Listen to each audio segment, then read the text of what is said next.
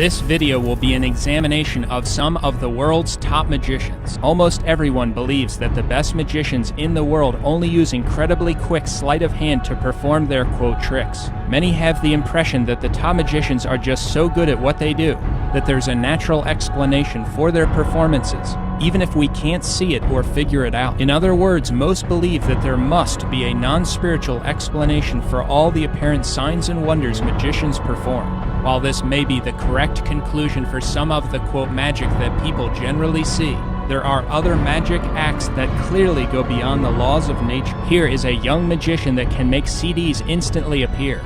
He will also change their size, shape, and color. Notice that the magic show he performs on is blasphemously called, quote, God Hands 2.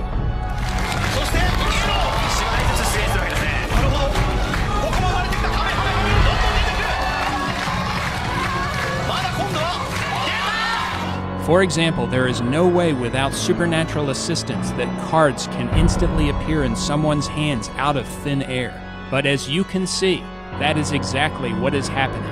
Yet most will still insist, despite the clear evidence to the contrary, that these magic acts do have an explanation that doesn't require the supernatural to be involved. They will say that being this good at magic is only the result of a tremendous amount of hard work which has enabled them to perfect their craft. But that can't be the real explanation for how these individuals are able to perform this kind of magic. It's funny, even in this day and age, they still think magicians use their sleeves. So all you do is cast a spell, and there's the pain so hard. They could only perform these signs and wonders with the assistance of spiritual forces. As we will see, this has even been admitted by the top magicians. In this video, I will provide overwhelming evidence that most of the top magicians, whether they know it or not, are possessed, and that they are certainly assisted by demons or fallen angels. Some may ask how I believe these magicians became possessed and fell under such demonic control. Most of them became possessed by attempting to contact spirits or by fooling around with the occult. Some of them may have sold their souls to the devil. In return, the devil gave them special power, fame, and fortune in this world. Assistance from the devil and demons is the way these top magicians have acquired these special quote magic skills, which makes them different from regular magicians who aren't necessarily receiving spiritual intervention. The spiritual assistance and intervention of demons is the only explanation for how the world's top magicians are able to do what they do. In this video, you will see many examples of false signs and wonders performed by many of the top magicians in the world. This will prove that a spiritual world exists.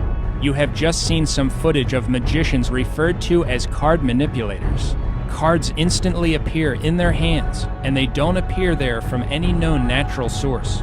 This is similar to another kind of magic called face changing, also called mask changing. In face changing, what look like masks instantly appear on the faces of the performers. The so-called art form of face changing originated in China. Even though more than 1.35 billion people live in China, it is estimated that only about 200 practice face changing. We will take a closer look at arguably the top two face changers in the world, Wei Shu Quan and He Hongqing. Quan is considered to be the best face changer in the world. For example, in one of his 3-minute performances, he changed his face 60 different times. It's quite obvious from looking at different performances by Quan that he could change his face 500 different times in 3 minutes. Take a look at this guy. He doesn't even touch his face. Notice how every single time he changes his quote mask, it is placed perfectly on his face, covering his eyes and nose every single time. Quan also said that the man who taught him this secretive practice was destined to teach him face changing. Quan went on to say that he was taught face changing in only 3 days. Quan and other face changers will even interact with the audience and change their face right in front of them. Quan spoke about one of his shows in which 3 cameras were set up to record his performance. The cameramen were attempting to discover how he makes the rapid changes. 2 cameras were right in front of him, while 1 followed from behind. Nevertheless, they still couldn't find anything that gave them any insight into how he is able to change his face so quickly. If someone believes his process of changing the masks is natural, he would have to be storing them somewhere, right? But face changers like Quan take off their hat after their performance, and you can see that there aren't any masks in the hat they wear. You can look at it. There isn't even one mask inside their hat. So where are they storing the masks? Notice how tight the outfit is below the neck. Obviously, the masks aren't being placed there either. What's really happening is that the masks are actually disappearing instantly. That's why even to this day, no video camera in the world has ever picked up even one clue as to how their quote masks are changing. No one has been able to give a natural explanation for how these face changers are able to do what they do. The only explanation is a spiritual one. In these clips, also notice that various face changers use a hat with horns on it. He Hongqing is the fastest face changer in China. Notice the two horns on top of his hat. One skeptic is baffled by how he changes his face as quickly as he does. But the skeptic doesn't believe it's supernatural. He explained to the viewing audience that others have tried to slow the recording down to figure out how he does it. But he says that there is no point in doing that because the magician is just, quote, too good at what he does. One cameraman admitted that he adjusted his camera to capture how the changes were being made, but he couldn't pick up any clues as to how it's being done. The real explanation for how the instant changes are made is that they happen with the assistance of demons. World-famous face changer Quan said, quote, face changing is a very secretive art form. 邊面嘅技巧咧就係好秘密嘅。 Quan will not only change his face over and over again during his performances, but he will also instantly change the color of his entire outfit. So where is he getting the new outfits that he's instantly changing into? There's no place for him to store the outfits or the masks. How is he able to switch and move the outfits and the masks perfectly in the blink of an eye? If people are looking for a natural explanation for these acts, they won't find one. There's simply no natural explanation for the instant transformation of his garments or masks, let alone both. In this clip, face changer He Hongqing makes an interesting statement about how the instantaneous changes are made. Actually, what is amazing about face changing is its mystery. Through performance and movements, performers are in effect playing with magic. In fact, face changing is a kind of magic. He essentially admits that face changing is supernatural when he says that face changing is, quote, playing with magic. We will now look at statements from other top magicians who admit that their magic comes from spirits. It needs to be pointed out that God has clearly revealed that to contact unknown spirits or to, quote, channel them is mortally sinful. Its activity he condemns. Those who do so open themselves up to demons and invite them to take possession of their souls. No way! David Copperfield is the most famous magician in history. Copperfield has openly admitted that spirits are solely responsible for some of his magic. Copperfield has also traveled the world collecting items which people say are haunted. He has spent millions collecting these magic items. You see, I've been traveling around the world collecting artifacts, items that people say are haunted. You see, if you concentrate hard enough, you can awaken the spirits inside these objects and cause the objects to move without explanation. And I brought one of those objects with me tonight. It's that table over there, folks. Pick up the table and bring it down here. And everybody, get down on one knee. Just keep your fingertips lightly in contact with that table. With your eyes right here at the center. Right here at the center of the table. Don't press down. Exactly. We're going to try to concentrate and awaken the spirits inside this table and cause it to rise up into our fingertips. But it's important you follow my instructions exactly. I want you to concentrate right here. Very slowly. Stand up in slow motion. Feel it rise. Feel that table rise. Slower, slower. Feel it rise, and it will rise. Yes. Listen carefully now. Lift up both hands. Put them back. Catch it. Bring it up. Bring it up. Bring it up. Bring it up. And this table will do whatever we tell it to do. Table, come this way. Come on, table. Move this way. Come on. If you feel it, move. Move with it.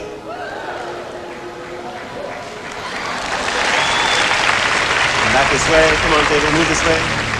I have an incredible museum of magic that's dealing with all the artifacts of all the great magicians of the past. Their posters, their programs, their books, hundreds of thousands of magic books. Welcome to my secret, top secret, the International Museum and Library of the Conjuring Arts, with items belonging to Keller, Houdini, Thurston, all the great masters of the past. I just bought this big magic collection that was about to get split up and kind of either split up or sent out of the country. And one of the first things, one of the greatest things in the collection is this first magic book. And the reason it was written was because it's called The Discovery of Witchcraft. It was written in 1584. Copperfield founded the International Museum and Library of the Conjuring Arts. The museum comprises approximately 80,000 items of magic history.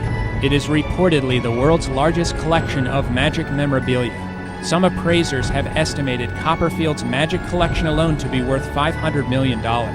One of the items in the collection treasured by Copperfield is the remaining portion of a house of prostitution. During a storm that swept through the area, the house of prostitution was struck by lightning and all the prostitutes were killed.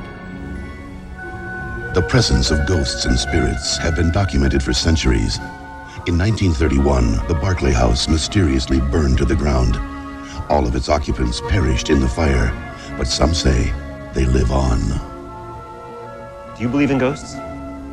If you don't, before the night's over, we might change your mind. I'm David Copperfield, and welcome to A Night of Magic. We're going to show you an old newsreel. Back in 1927, the old Barclay House was sold at auction to a stranger, a lady from out of state. Soon the whole town realized the house became home to a number of working girls who were entertaining gentlemen callers in the evening. Barclay House became the local scandal, and none of the townsfolk ever spoke of it, except to curse it. As if their dreams came true, a storm swept through the state, and lightning struck the Barclay House. And the house and all the ladies of the night perished in the fire. All that was left was one piece of the structure, the upper room that somehow escaped the destruction. Well, I was able to get the remains of that room and reconstruct it here on stage with us tonight, just so we could see if anything else survived.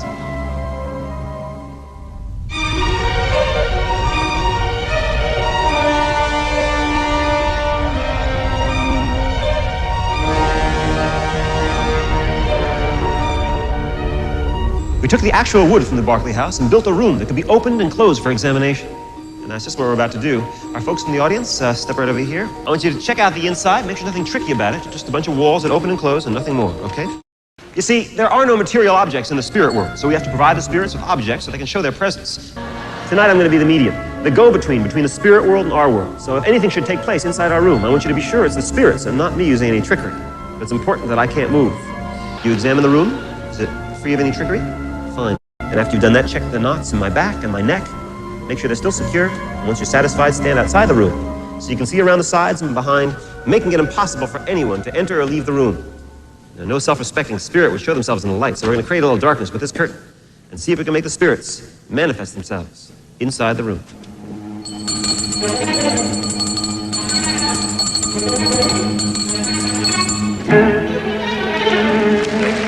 Copperfield also calls out to the spirits to take a coat, and the coat is taken instantly from its location and placed on Copperfield's body, even though he can't move his arms and is tied to a chair. I need you to stand over there, and both of you step over there. Make sure nothing enters or leaves that room. Our next experiment is very strange. We found that if you close the doors to the empty room and listen carefully, you can hear sounds from inside. Very strange sounds. It's as if the ladies of the house aren't aware that they're dead. Their spirits have been trapped inside all these years, and now they're crying to be free. Let me show you what I mean. Shall we?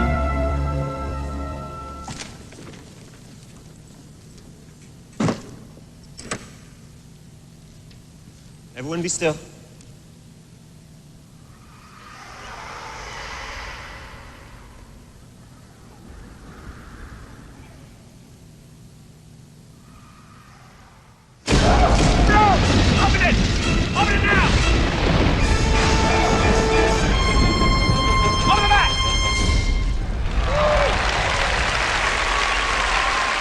These curtains were taken from the house before the fire. They're an item the spirits are familiar with, and we're going to use them to enclose ourselves inside the room. Hold up your hands, we're going to hand you the curtains. Very good. We're going to lift the curtains and try to arouse the spirits. Lift the curtains.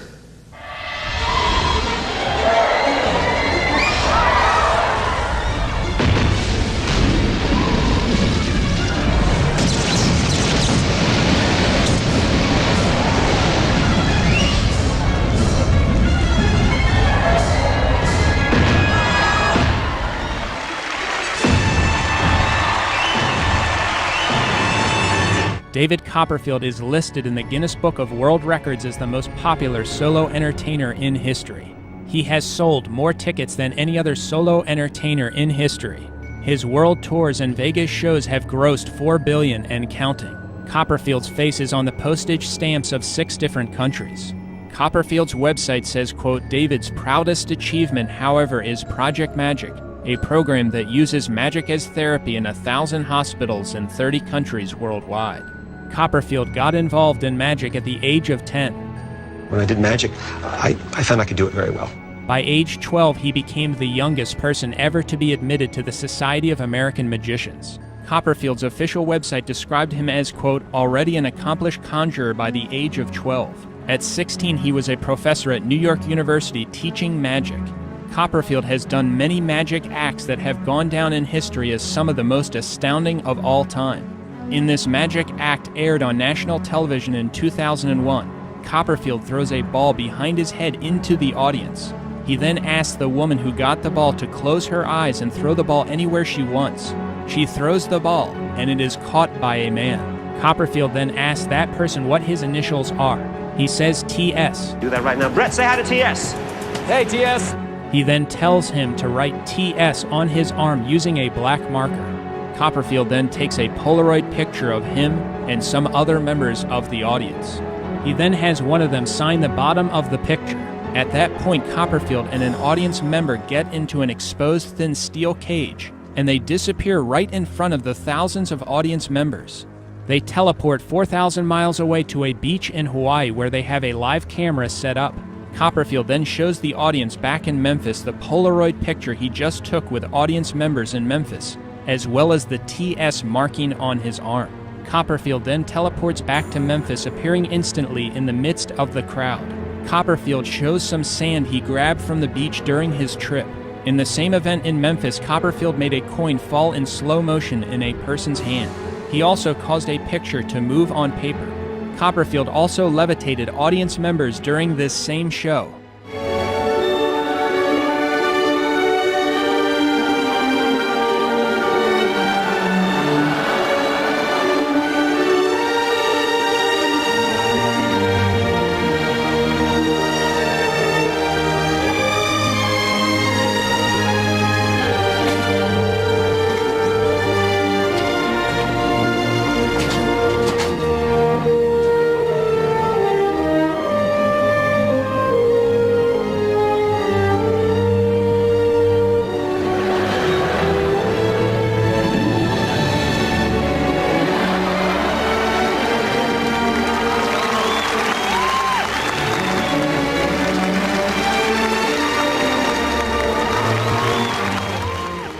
Over the years, Copperfield has levitated many people. We floated people outside in broad daylight.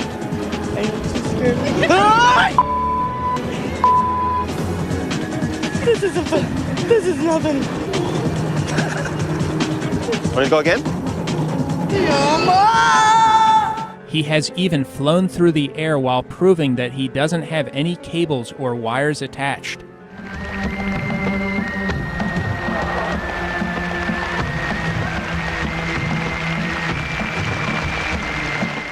He will even carry a person into the air with him as he flies around.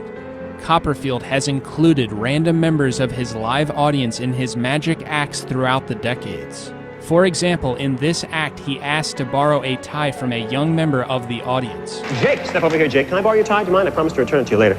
Copperfield then moves the tie around in ways that are absolutely impossible without supernatural assistance.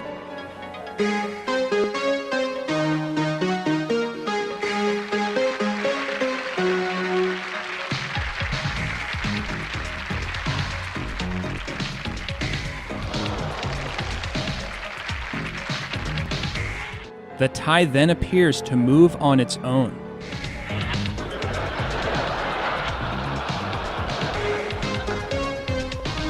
At the end of his act with the tie, he places it in a closed box where it continues to move around.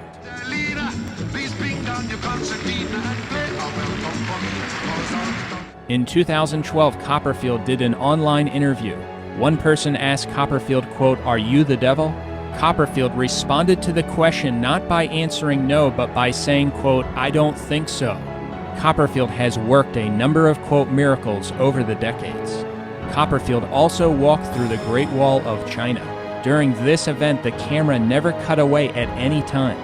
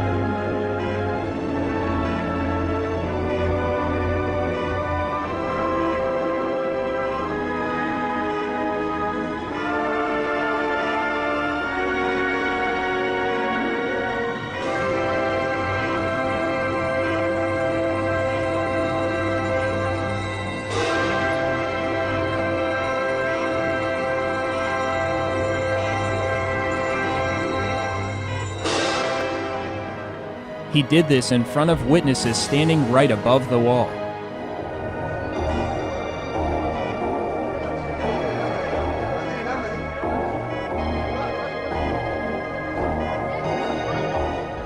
Before Copperfield decides to come out completely on the other side of the wall, he only puts his hands through the wall. He then puts his hands back into the wall.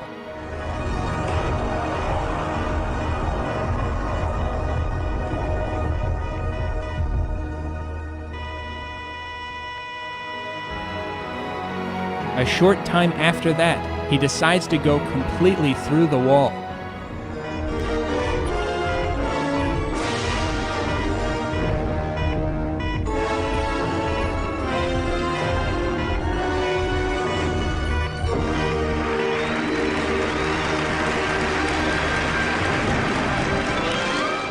He is then congratulated by the witnesses who saw what he did. Here's an article that ranks the top 10 magicians of all time in their opinion. David Copperfield is listed as the greatest magician of all time. Coming in as the second greatest magician of all time according to this list is Harry Houdini. Houdini died on, quote, Halloween in 1926. This is a picture of Houdini's grave with magician Criss Angel standing on top of it. This is one of Houdini's poster ads. Look at all the demons on the poster.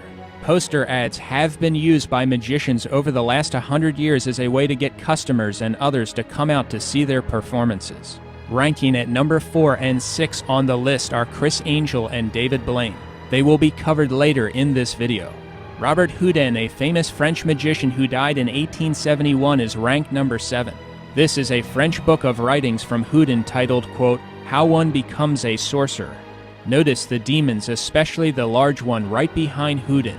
This is another picture in which demons are holding up a picture of Houdin. Number 8 on this list is Harry Blackstone Sr. Blackstone was a famous American magician. He became well known for his performances in the 1930s and 1940s. In Blackstone's poster ads like this one from the 1930s, you can find the clear depiction of demons. On this poster from magician Blackstone, he has 126 demon faces covering the border of the poster ad. In this poster, Blackstone is depicted dressed as a devil. Blackstone's son, Harry Blackstone Jr., also became a famous American magician.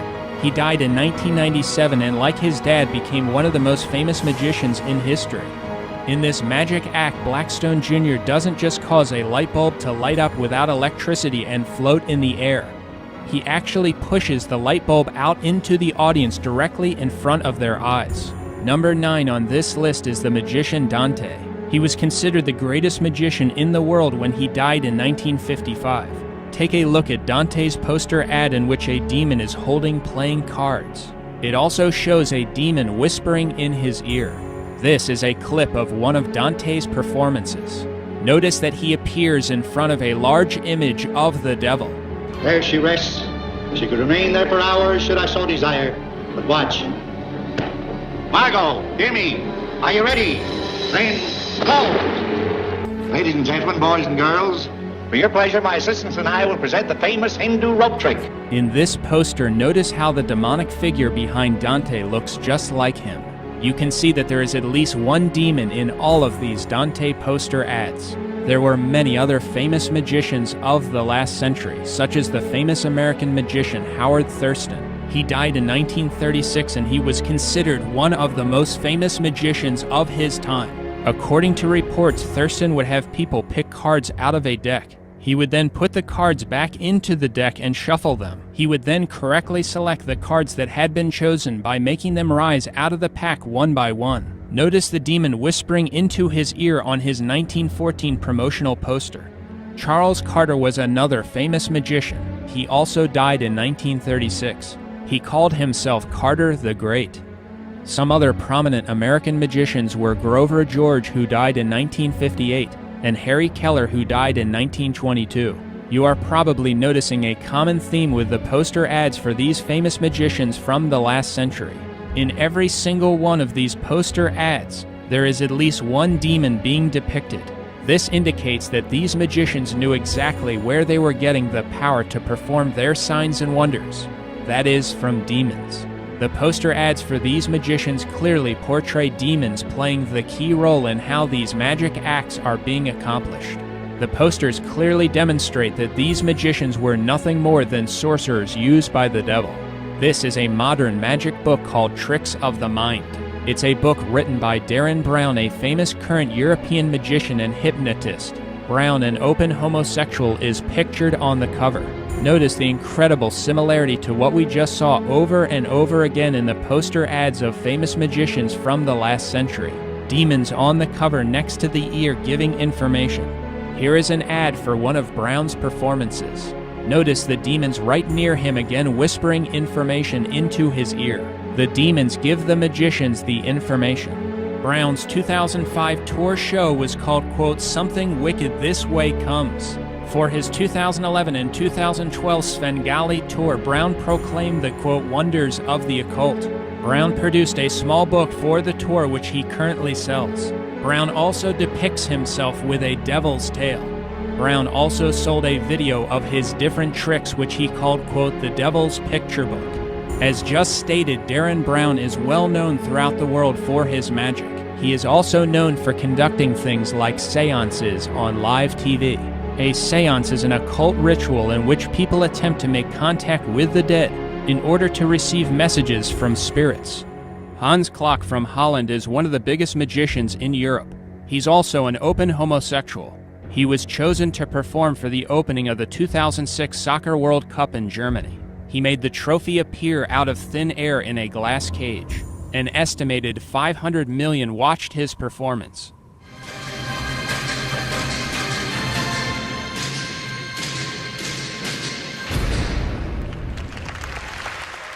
Famous American magician David Blaine's interest in magic began at the age of 4, when he was given an occult tarot card deck.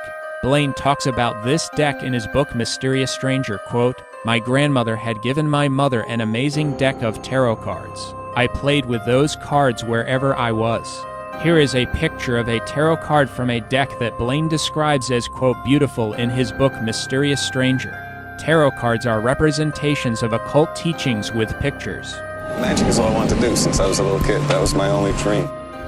Yeah, you know all the different cards in the deck. Right. Okay, so what you'll do is touch one, but do not let me see it. So just pull it out or just touch one, All right. whatever. Okay. Which one? This one? This one. Are you sure? Yeah. Do you want to check? Is that the one? Yeah. Okay. Should we show it to the camera? Oh, okay, yeah, good idea. And you can't Good. see. I mean, clearly there's nothing there. Okay. Well, here, let's use your card. Let me just rip a little piece off. Okay. Hold this. Nothing up my sleeve. Just seeing the pieces. Okay. It's gone. Where did that? Where's the rest of it? Can I go in through here? Yeah. Where did you get? All right. Okay. Can you? Well, where is it? You now? could have had any card, and we just ripped a little piece off. Right. Maybe reach into your pocket. Yeah, go ahead. Reach into your far pocket. No, the far. Yeah, you're good. This one? Sure. Just as far away. And tell me if there's. Wait a minute. Are you serious? All the way in the bottom. What? How did you pull? And check if it's the right piece. Make sure it fits exactly. Maybe let them see as well. Yeah, it fits. It's a piece that it fits perfectly. Well, how did you? You didn't touch. Well, now you freaked me out. You didn't touch me at all. And you can see all the different cards in the deck. I don't know if you can all see them. Looks like a regular deck. Good. And out of all the cards, just touch one. Take one out. Okay. Whichever. That one. Yeah. Okay. Look at it. Okay. You want to let them see it as well. Okay. I can see in the camera. Oh, you can? All right, I ruined the trick. Do you know why you chose that? Because you forced it on me? I don't know. No. When I gave her the Sharpie and I showed it to you. Yeah. Just rub the logo. Look at the logo. Oh! Now look at that. You see what it says? 7 of spades. Watch. David Blaine has levitated and performed many, quote, miracles on the streets of numerous cities. Eliminate another suit, not the suit of your card. Eliminate another one. Club? Eliminated. Look, I'm going to show you that I'm not kidding. Yours is a diamond? Eliminated. Watch. First, I get rid of the spades because you said those first. See how they start to just disappear? Then I get rid of the clubs. See how they start to disappear? Then I get rid of all the diamonds. See, the whole deck disappears, all except for what's left, the hearts plus your card. So sign it. Sign it. Yeah. Put a signature, like a real signature, so I can't copy that. Great. It's good. Now hold on. Now to make sure I don't cheat, can you hold my wrist? You can hold it. Yeah. See, now I can't do any sleight of hand. Okay. So I take your card Yeah. and I place it, give or take, about middle, okay? Name a suit other than the suit of your card to eliminate. So not diamonds. Hearts. Hearts? Yeah. Okay, so look, if I squeeze the deck, see how I make the cards start to just disappear? See how the whole deck starts to vanish? See, everything disappears except for hearts, because the card that you sign. You can keep the... Are you kidding me? Here's the idea. Watch close. If I squeeze the deck, Jimmy, see, I make the cards start to vanish. See how all the cards start to just disappear? See, everything disappears except for hearts, because that's what she thought of. And of course, In his book Mysterious Stranger, Blaine talks about a magic act he performed when he took a homeless man's cup of coffee. Blaine described the event, quote, "Holding it in both my hands, I muttered some weird incantations and the coffee in the cup turned into coins." Oh! How'd you do that one? Oh, guys, that's your magic. While visiting a prison in Louisiana, Blaine approached the prison door and bent the prison bars.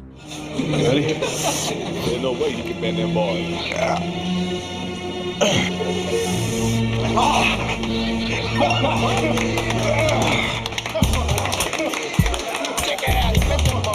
I've been here 25 years. I think he's been in like 33 years. Never seen bars. Never saw his bars bit. I mean, we actually started getting the bars with his hand. I seen you bend that ball like that. I ain't never seen that happen. Been up all the time, that's all. Incredible hole. No problem at all. How? I seen something amazing. But on TV, I didn't think that was real.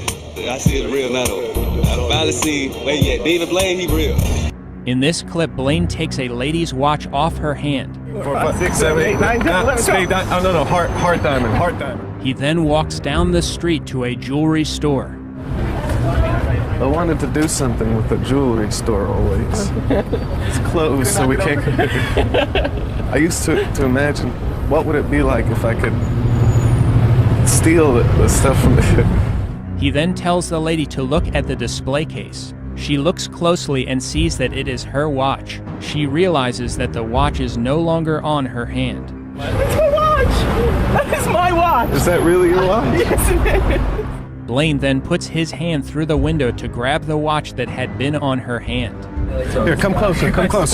Look, watch this. If I reach like this, see that? I reach through the window, see that?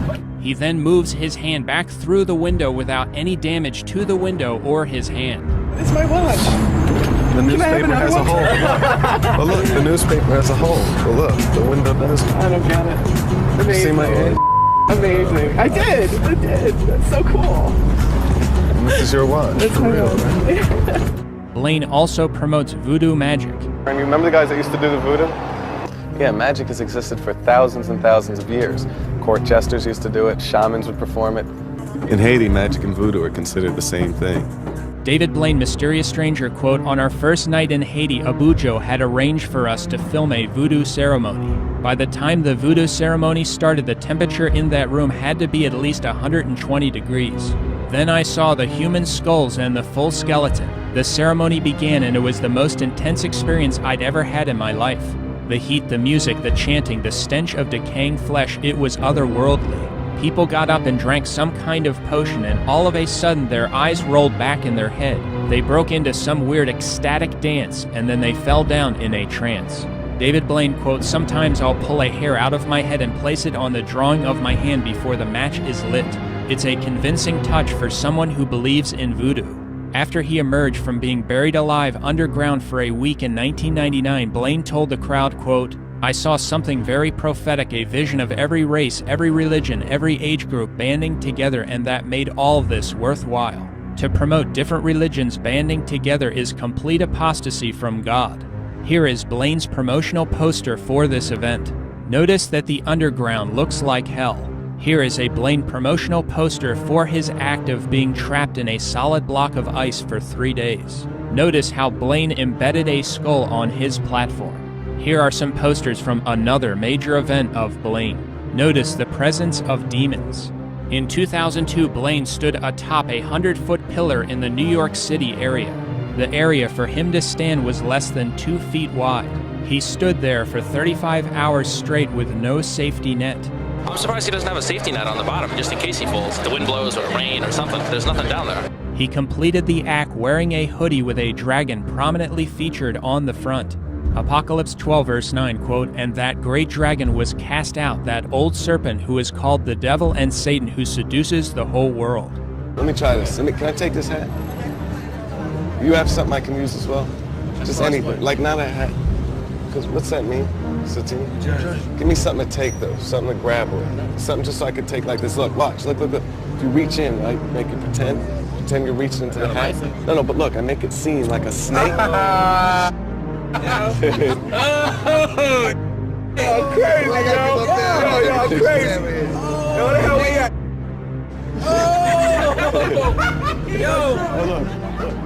Revelations 20 verse 2, quote, "The dragon, the old serpent, which is the devil and Satan."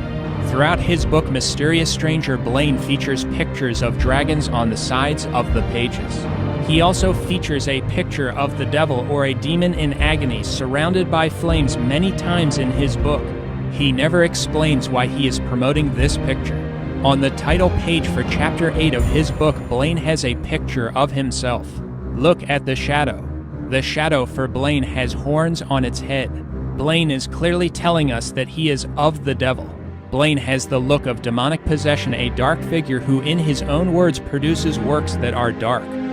I'm doing a one-man show in New York, which is an off-Broadway show that's going to be very dark and different than anything. Jesus says that those who are evil love darkness, walk in darkness, and are of the power of darkness. St. Paul also repeatedly describes the devil's power as that of darkness. Now watch, ready?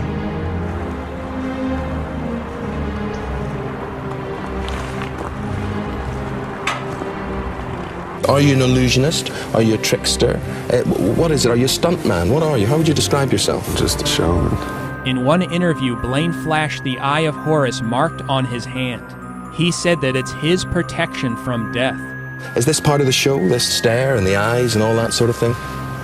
The eye in the hand. And what is that? What is the eye in the hand? Let's see that again. It's protection. Protection. What does that mean? Protection from death. Oh. Horus is an Egyptian false god that was worshipped by the Satanist Aleister Crowley. Crowley called himself the Beast 666 and was deeply involved in magic. Crowley also promoted human sacrifice, homosexuality, and other forms of sexual perversion. Crowley's main saying was, quote, "Do what thou wilt shall be the whole of the law." Satanism teaches that whatever you feel like doing, you should do. Also, take a close look at the pentagram, the five-pointed star used by Crowley.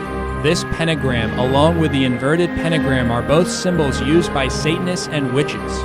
Here's a regular pentagram featured on a statue recently displayed by Satanists. This is the most famous magician in Japan, Cyril Takayama, known simply as Cyril. In this magic act, Cyril draws a pentagram using chalk. It's almost identical to the pentagram used by Crowley and other Satanists. Also notice the skull with a black star on his shirt. 枠の中に立ってください。どうぞ来てください前まで。ここ。Please, right here. Right here, okay? And ちょっと下まで。Cyril then puts the woman inside the circle and levitates her. Let go. Let go.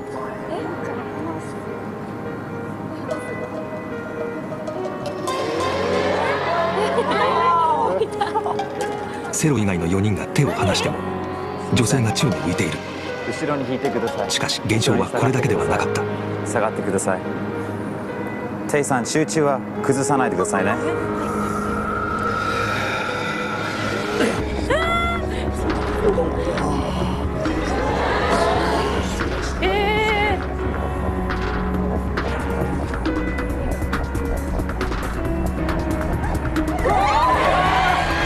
大丈夫大丈夫。集中崩さないでください。Concentrate. Cyril was born and raised in Los Angeles, California. He then moved to Japan.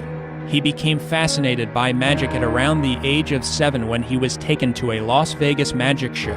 Notice that many of these top magicians got involved in magic at a very young age. Here, Cyril is on an outdoor ice skating rink. He asks someone to roll a water bottle on the ice. Cyril moves to the spot where the water bottle stops rolling. He takes a person's cell phone and instantly puts it under the ice. 1, 2, 3.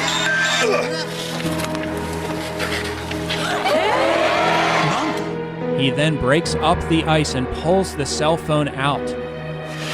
よく音を聞いててください。マジで？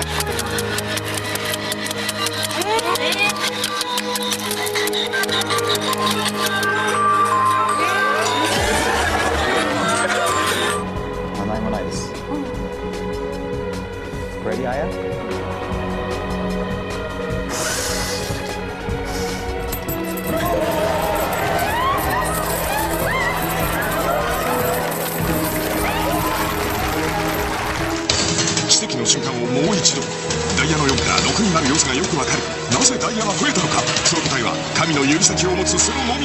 In this clip, a woman selects a card and places it among other cards in a life raft ring in a pool.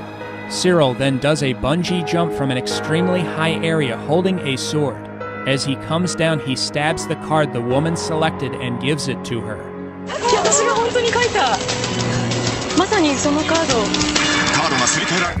There's no way that I can move. Okay. There's no way that I can take the finger ring off. Okay. It's gonna jump from the bottom to the top. Okay. Magic. Okay? Don't let go. 1, 2, 3. Hey! Okay. You can let go now. Okay. From the middle finger. Okay. Try one more time. I want everybody to see. From the middle finger all the way to my. Take it. Check it out. In the following clip, Cyril appears to change water into ice.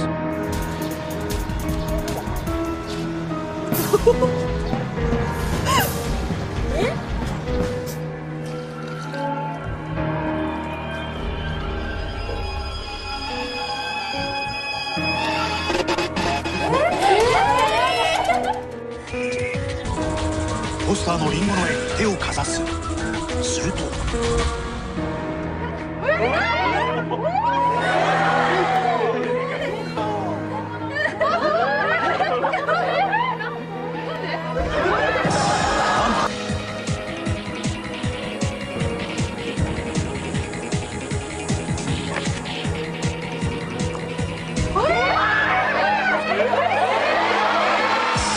That's okay. No problem.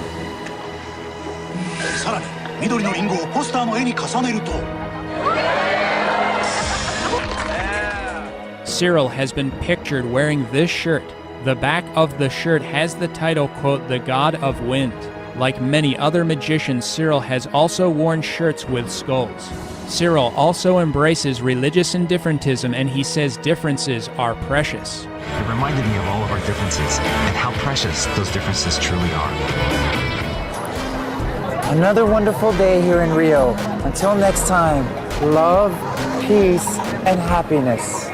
Cyril has performed numerous seemingly inexplicable tricks, like this one where he bites off a coin with his teeth, then he spits it out so it becomes whole again.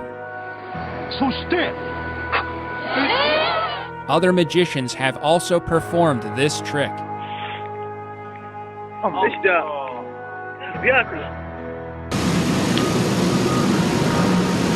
Yikes! Oh my! Hey,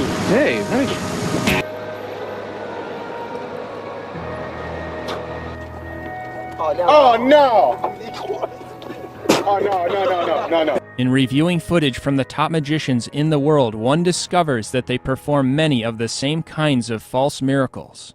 This includes various magicians putting their bodies in positions in which they should fall over, but they don't.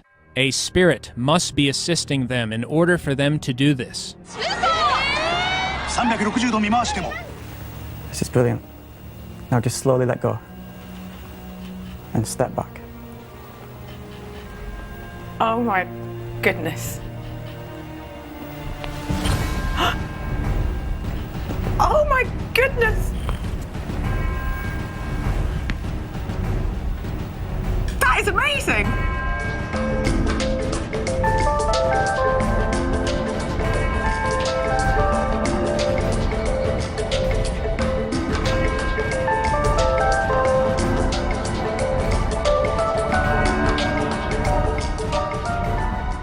In this false miracle, Cyril makes a card someone selected come out of the deck and stick to the window.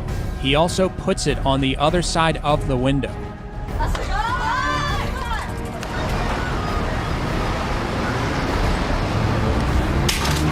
Oh. That's it. That's it, man. On the other side of the glass. Criss Angel is one of the most famous magicians in history. Some believe he has already become the greatest magician of all time, surpassing even David Copperfield. Criss is the most watched magician in the history of the internet, and his magic show called Believe is the top-selling magic production in the world. His show Believe takes place in Las Vegas, also called Sin City. We are here in Sin City, Las Vegas. Criss sells a magic kit. It's the largest magic kit available in the world. It's out right now. Right from there, it's coming out in 50,000 stores. Criss started practicing magic as a child after begging his aunt to tell him how she did a card trick. You know that you can do that. Well, I started when I was 6 years old. My Aunt Stella taught me my very first card trick. I became obsessed and passionate with the art of magic by the time I was 10. Started performing professionally when I was 13, and that's all I ever knew.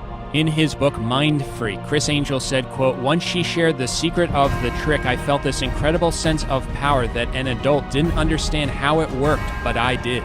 It was very enticing. I became extremely fascinated by magic." At age 14, Criss floated his mom on a broomstick. While Criss was heavily involved with magic, he also studied dance, the martial arts, quote, mysticism, and music. I grew up, the MTV generation, and I was much more interested in music, great bands like Led Zeppelin or the Beatles. Growing up, Criss was instrumental in starting 2 heavy metal music bands called Angel and Angel Dust. Referring to his time growing up, Criss said, quote, "My greatest influences were MTV and music. Ozzy Osbourne, Elvis, Motley Crue. Those were the people I aspired to be like." Criss said that as a performer, he wanted to be like the Beatles, Kiss, and Madonna.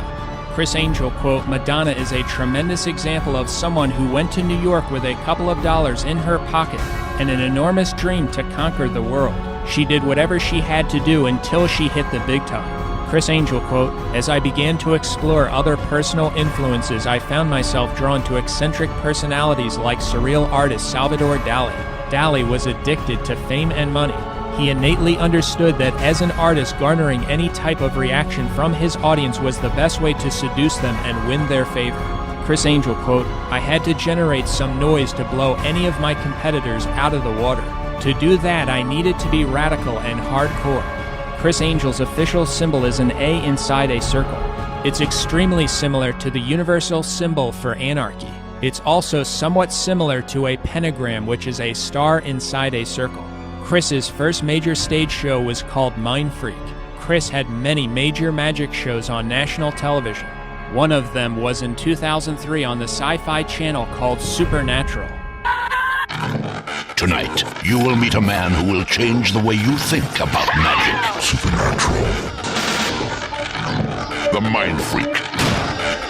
Criss Angel. Supernatural. Criss's current stage show, Believe, debuted at the Luxor Pyramid Hotel in Las Vegas on Halloween night 2008. Criss holds a Guinness World Record for making 100 people disappear during a May 26, 2010 performance of Believe. From 2005 to 2010, Criss ran a series of national TV shows on A&E called Mind Freak. Mind Freak portrays a crawling demon following Criss around. Here is part of the official Mind Freak theme song sung by Criss Angel.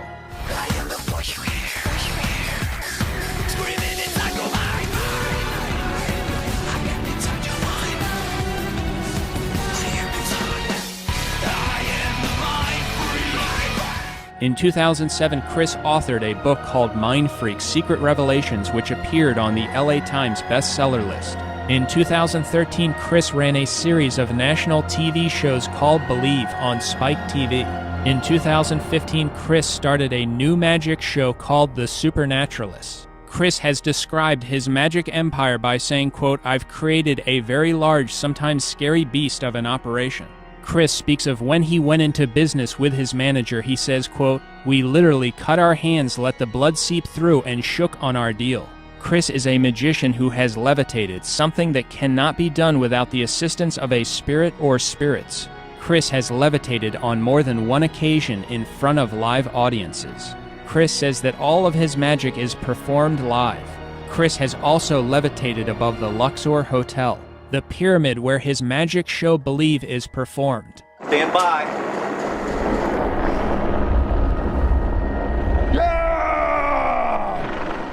On other occasions, Chris has hypnotized people and then levitated them. You ever been hypnotized? No. Have you ever been hypnotized? Yes. Okay, we're gonna try this with you. All right? That's so I don't know how I do not have muscle control like that. He's totally out. Totally out.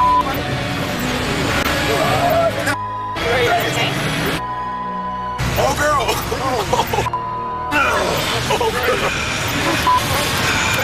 We're gonna try something that is gonna require a little bit of hypnosis. Chris, come over here for a second, and I want you to look at me.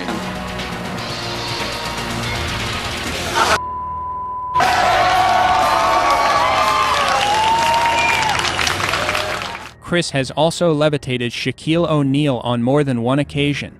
The second time Shaq was levitated, he was at Chris's house. Shaq is one of the biggest and best players in NBA history, standing 7'1" and weighing about 350 pounds.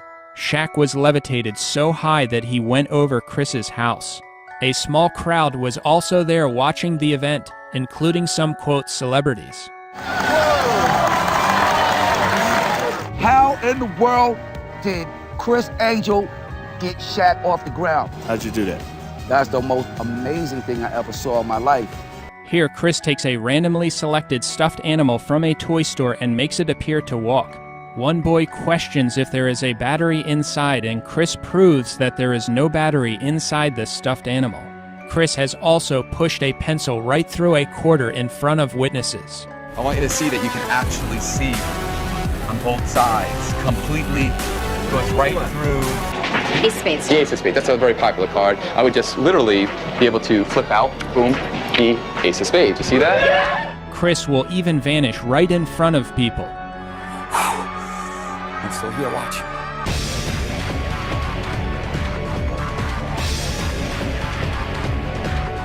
The volunteers in this magic act look underneath the blanket and discover that Chris has disappeared.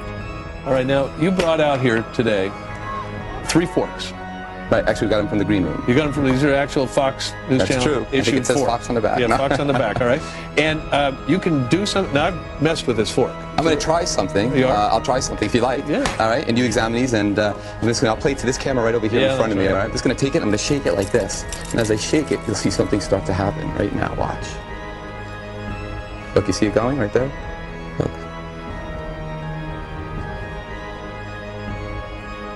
I'll show you one more time. You're going to have to show me. All right, here you go, watch. Right, all right, watch it very carefully. You'll see it happen right now. Look, it's starting to go. It's going to start going right now. Look. Let me see this, the third one. Okay, this is a... Now, I can tell you, if you have a Heineken Premium Light beer, it looks a lot better. All right, now, do that again. I shook it, nothing happened to it. Well, you got to get it. See, every fork says where it's made on the back. This is made in Japan, and it's stainless steel. But if you just shake it like this and you get it just right, you can heat up the metal and start to bend, just like this. Watch, you'll see it go. You see that? Look. You want to explain that, Chris? Take one card, place it face down. Okay. Okay, and place the pack to the side. Now, it would be completely impossible, or highly unlikely, let's just say, that our cards would match, correct? Almost impossible. But I have a sense of you because I've done the show a couple of times. I know how you think. What was the card that you selected? I'm going to move mine right over here. What was the card that you selected? Turn it over. It was the King of Clubs. The King of Clubs. And what was the card that I chose? Turn it over. Yeah. What? Turn it over? Yeah. Well, leave the King of Clubs there. Turn it over. See if we got the map. We do. Right here. Pop. Okay, I know you're not gonna tell us how you do that. But I opened a closed deck. You opened a closed deck. I picked the card. You had nothing to do with me picking the card. And you never touched this deck. Never touched it. I took the card out of the deck. I put it face down. You took those cards in that deck and picked a card out of it and put it face down. And they were the same. Same. Now, Intuition? That would be, no. What is it? You're not psychic. No, I never claimed to be. During this interview with Larry King, Chris is asked about pornographer Hugh Hefner. Chris says that he respects him, quote, for what he has accomplished. You know, I respect him for what he's accomplished. Later, Chris shows a bracelet he's wearing. He says that it contains, quote, all different religions. Look at that watch. Go. Watch, yeah. Thank you. Show that's like an insane watch. And is that real diamonds or custom? No, it's real. It's real. Right, and the rings. I just wore a couple, but everything has like a meaning. Like this says love lives forever, and it has all different religions. In a different interview with Larry King, Chris is asked if he has faith. Chris responds saying, quote, yes, absolutely, I believe, and I tell people they should believe whatever that belief is, whether it is in themselves, in God, in what they are doing. In the next magic act, Chris hypnotizes a man and then tells him to, quote, become one with the vase. Just relax yourself. Now, listen to my voice. Keep your eyes closed. No. Be careful. No. Open up your eyes and put your hands over your head. Hold on to the vase. I'm going to balance this right on your head. Become one with the vase. Balance. Now listen to my voice. Turn. Turn. Oh, wow. Turn. Wow. Criss Angel claims to believe in God and says that he is very religious. He will frequently talk about how he's, quote, blessed. But as we can see, he fully accepts false religions. It has all different religions. He also practices voodoo magic using a voodoo doll. I believe in the voodoo. Not really, but kind of sort. I'm not sure. Alright. You feel this? Yes! Yes! Yes, I did. Yes! I want you to take that pin. You can put it anywhere you like. Face the voodoo doll. Wherever you want, I want you to poke it, okay? Stand forward, you just poke it wherever you want. Go!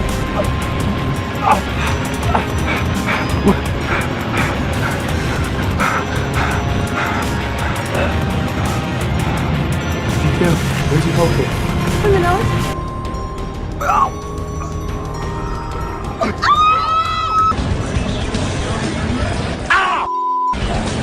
the heck you doing, man? You felt it? Yeah. Notice the growling noises Criss makes during the following, quote, miracles. Tell me when you feel you can get warm. It's getting warm now. It's getting really warm. Watch.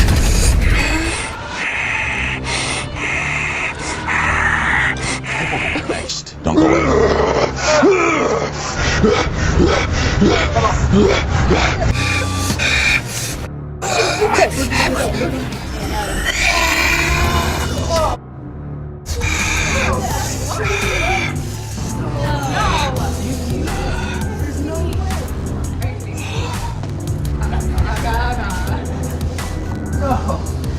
Can you believe it?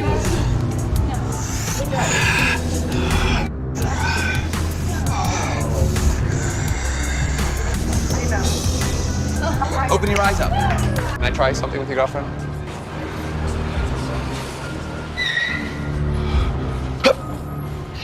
Just relax, she's fine. She's okay. Hold her. Just put your hands, palms up, facing up. Do not let go of her. She's fine. Just relax. Just got her. Hold her.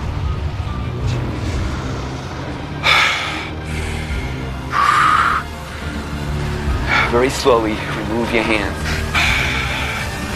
Step away.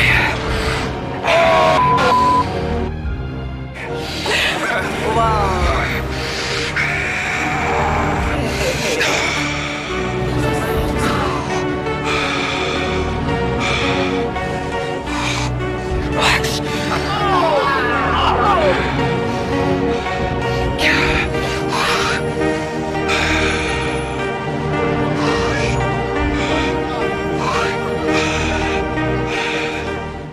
Criss has conducted seances on national TV in which he attempts to contact the spirit world. We headed over to the Opera House for the Dark Seance. During this seance, Chris got possessed right on camera in front of witnesses. He flipped upside down and went up the wall. Everyone but the cameramen ran immediately out of the room.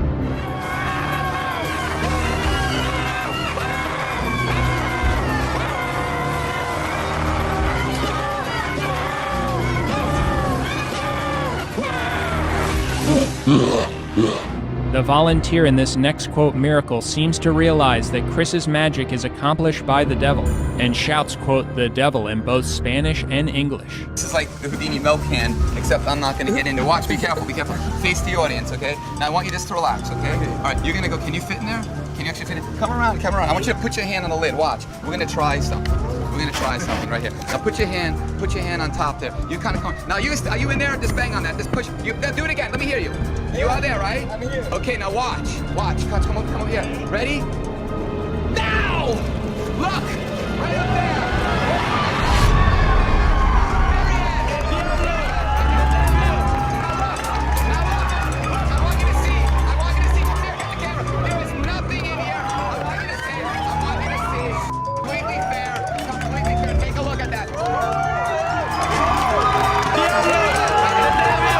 In the next clip, Chris goes to a person's house and levitates on their sprinkler.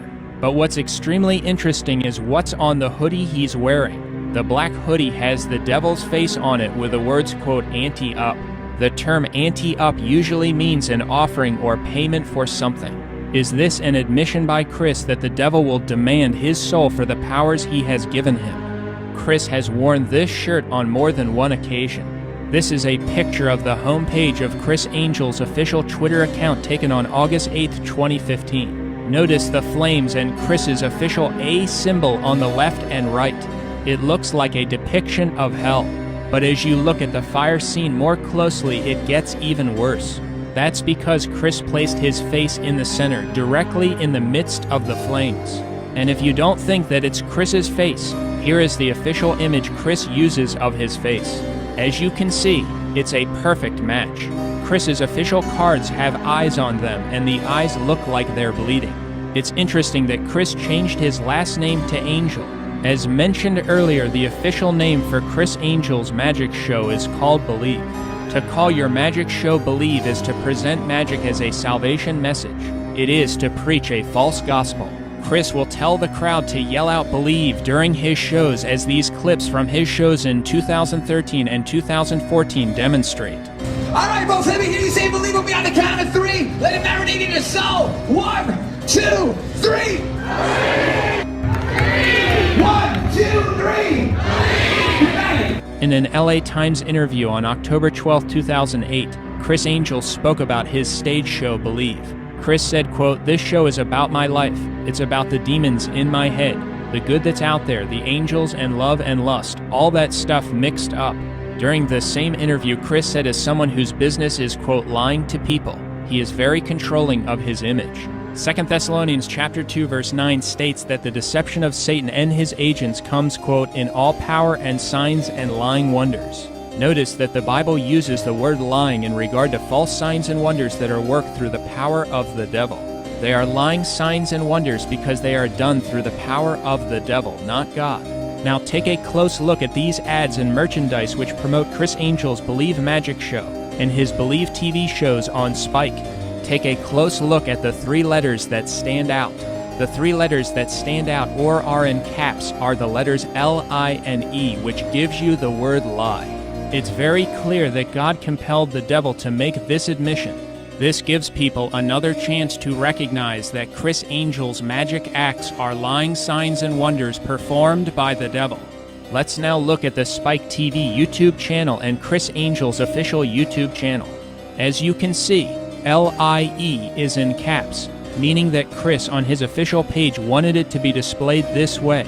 This is also how Chris uses it as a hashtag on his official Twitter account, as you can see in this August 27, 2015 screenshot taken of his profile area. It's how Believe is branded or marketed to the public, and Chris is closely involved with the way everything looks. I want to make sure that my vision is followed through in every particular step, so that when the public watches it, it's a true representation of what I wanted. I got to be involved in every aspect. Every single thing in that show is Criss Angel. He stars in it, he develops the demonstrations. Even something as little as Chris's signature was so important to Criss, like how the signature looked. God allows these signs to reveal the truth that Criss Angel's, quote, miracles are lying signs and wonders performed through the power of the father of lies, the devil. In this store on Criss Angel's official website, ChrissAngel.com, Criss sells temporary tattoos so that his followers can mark their bodies with his image. Many of Chris's followers have marked their bodies with his picture and images.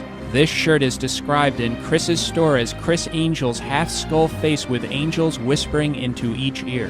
Criss has also been photographed in public wearing this Egyptian pyramid shirt, and he sells similar shirts in his store. This one has the statement, quote, "Do the spirits come back?" Criss also sells various secret society shirts in his official store. Criss Angel started his own secret society. One of the main links on ChrissAngel.com goes to his secret society page. It says, quote, "You are about to enter the secret society and become an official member. Enter your secret society code found in your Criss Angel magic product. By becoming a member, you agree not to reveal any secrets. The future of magic is yours. Are you ready to become an official member?" Criss Angel's official secret society symbol is shown. It contains the pyramid with the eye. Most tarot card decks typically have 78 different cards. Criss sells a shirt that promotes one particular tarot card, number 13 in Roman numerals. It is the Death card.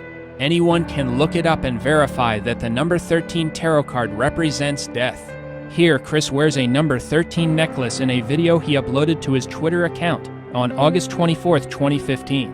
During an interview, Criss was asked about what the number 13 signifies to him. Criss said, quote, "The 13 is something that I prefer." Criss also wears a number 13 ring in addition to a pyramid with an eye ring and a skull ring. Criss sells many shirts that have a skull on them. And Criss, like many of the other top magicians in the world, very frequently wears shirts or clothing that have a skull on them. This is another top-rank magician who wears a skull on his shirt. His name is Franklin Saint. He has done things like bending objects without touching them. I'm not a hokey magician. I'm not pulling rabbits out of hats. There's no smoke and mirrors. I'm presenting something that defies logic, defies the laws of nature. That's crazy.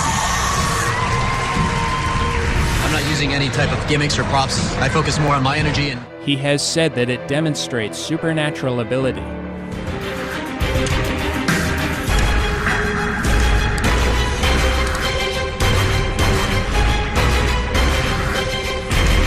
You're wondering if you took the red pill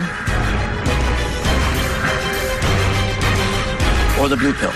And that was an open thing, and now it's totally closed. Oh, wow, yeah. And it was bent, and then he unbented. Yes, that was supernatural. No gimmicks, no smoke and mirrors. After one of his performances, Franklin said, quote, "I felt good. The energy was surging through my veins." How'd it go? I felt good. You felt good? Yeah, I felt good. The energy was surging through my veins. Former 33rd degree Freemason Manly P. Hall made a similar statement about energy surging through the hands. Hall said, quote, "When the Mason learns that the key to the warrior on the block is the proper application of the dynamo of living power, he has learned the mystery of his craft. The seething energies of Lucifer are in his hands, and before he may step onward and upward, he must prove his ability to properly apply energy." It's interesting that Hall uses the term dynamo. Dynamo happens to be the name used by Europe's most popular magician. But you know, being a true magician, a true dynamo, I use it to my advantage. Hall says that when a person has learned the proper application of the dynamo of living power, the seething energies of Lucifer are in his hands.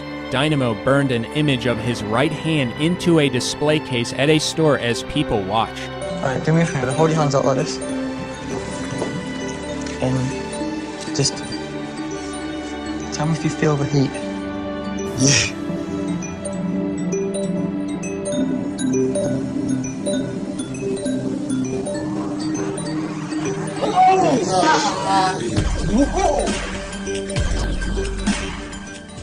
On numerous occasions, Dynamo has put solid objects right through his body. Just step back a little bit, and a little bit, like that.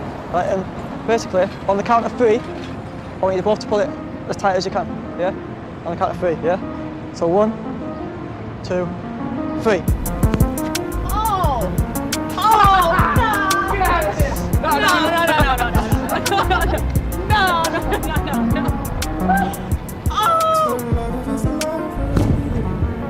Yo, I'm still shocked. In this clip, Dynamo asks a man to think of a music performer.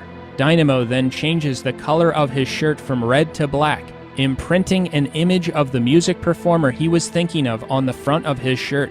Think of an artist right now. Music artist. Watch.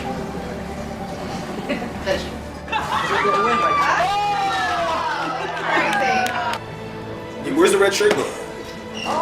Go on. Dynamo does many things, including bending his fingers in ways that are impossible without supernatural assistance.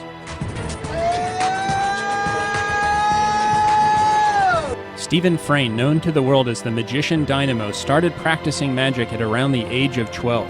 He put some cards on a pool table and they just miraculously opened like it was some evil wizard. They just sprung open like that. And then my card flipped out. If he can do stuff like that, it's not right, is it? Eh? It was Dynamo's quote grandfather who advised him to learn magic as a way to protect himself from being bullied. I suppose the biggest influence I have comes from my grandpa. He wasn't a magician as such, he was a bit of a hustler. He's got this northern swagger which I think I've kind of picked up in the years. You know, we both have this mentality, being from Yorkshire, but you got to get out for now. You know, we kind of use our hustle to get where we want to be and get what we need in life. Dynamo's grandmother broke up with his biological grandfather, and Dynamo began to call the man she started to live with his grandfather. His quote grandfather showed him some magic. In his book, Nothing is Impossible, Dynamo said that after seeing one magic trick, it felt like he had, quote, fallen under a spell. So did your grandpa himself, was he a magician? Did he do magic himself and go and show people? Or? Yeah, he was, I wouldn't say he was a magician, he was more like a bit of a con artist, hustler. When I was 15, I went to live with my grandparents. My grandpa was an ex-soldier and I performed magic in bars across Bradford after the war ended. Just lift me up, I don't weigh that much, yeah? I weigh like 8 stone. Yeah, so you can lift me, right? You can lift me, yeah? Yeah? Yeah? Just get ready to lift me, but don't lift me yet, right? Just look at me. So you want to get that? Just lift me again. Yay!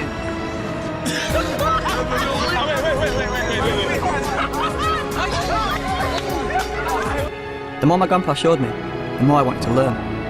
Dynamo now has a tattoo of his quote grandfather on his neck and calls him his role model. His quote grandfather died a few years ago. Without him, without that support, I probably would never been doing what I'm doing today. So I got a big respect for my grandpa, and I actually have grandpa tattooed on my neck. After Dynamo started to show people at his school his new magic skills, he began to be accepted by his classmates. Dynamo said, quote, girls who had previously ignored me began to pay me some attention. It seemed the magic gave me the edge I'd been craving. I drank in the scene. I was popular for the first time in my life, and that was an incredible feeling. I immersed myself in magic. I read every book I could get my hands on and practiced day after day and night after night.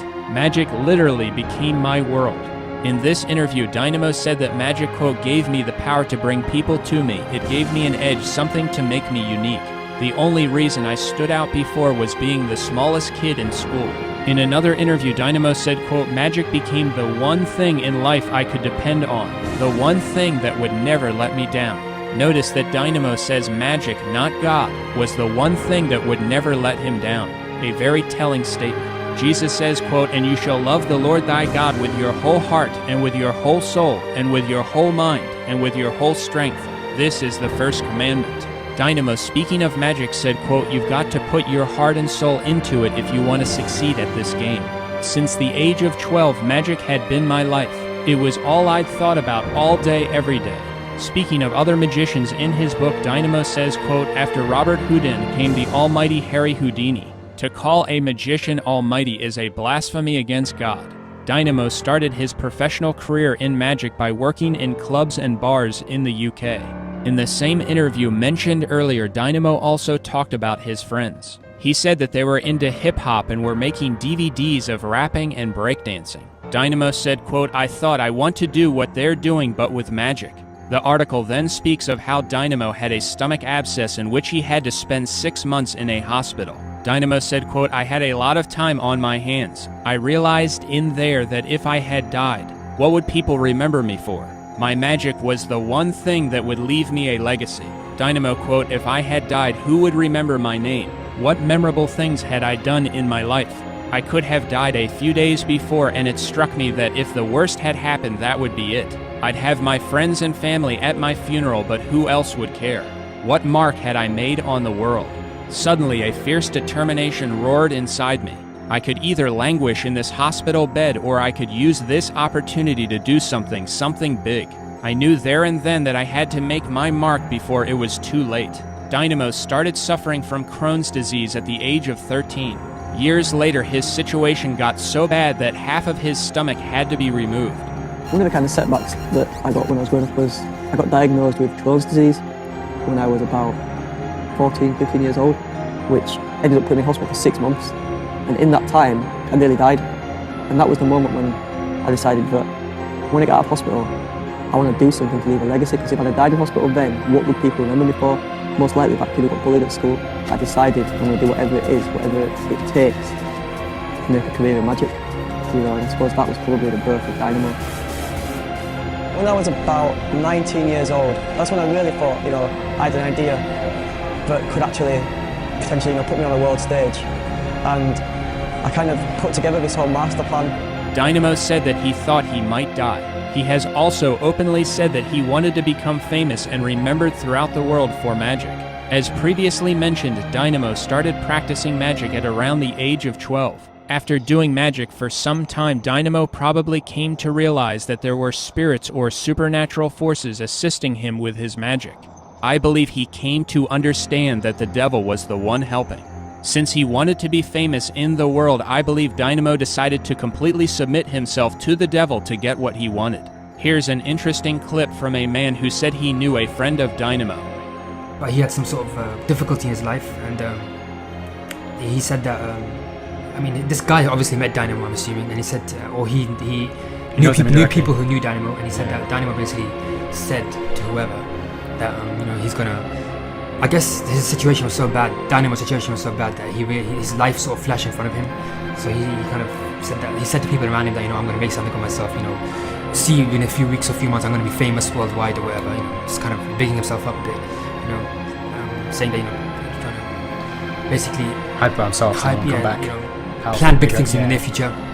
And so he said that basically, I don't know how this got out, but he said that Dynamo either told people or people kind of observed it, but Dynamo apparently, I don't know if it's true or not, but he said that he went into live in the woods for a week, secluded himself and started worshipping the devil, or worshipped something within the woods.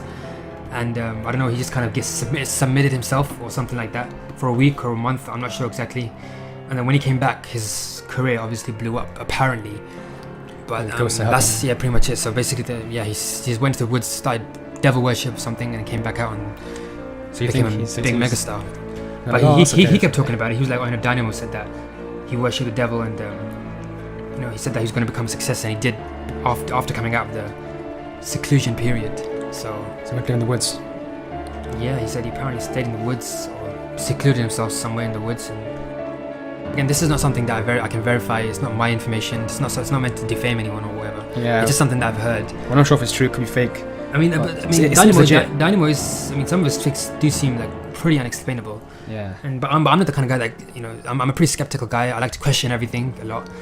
This is a magician who openly states on his YouTube channel that he makes contracts with different demons for special powers. The demonic circle, a symbol of great power, used through most of my career as a black magician.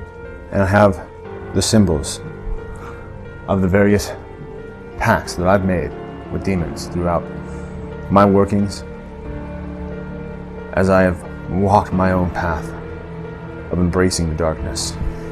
Now, Lucifuge Rofacal is one of those shadowy figures in occult lore who intrigues and confuses at the same time.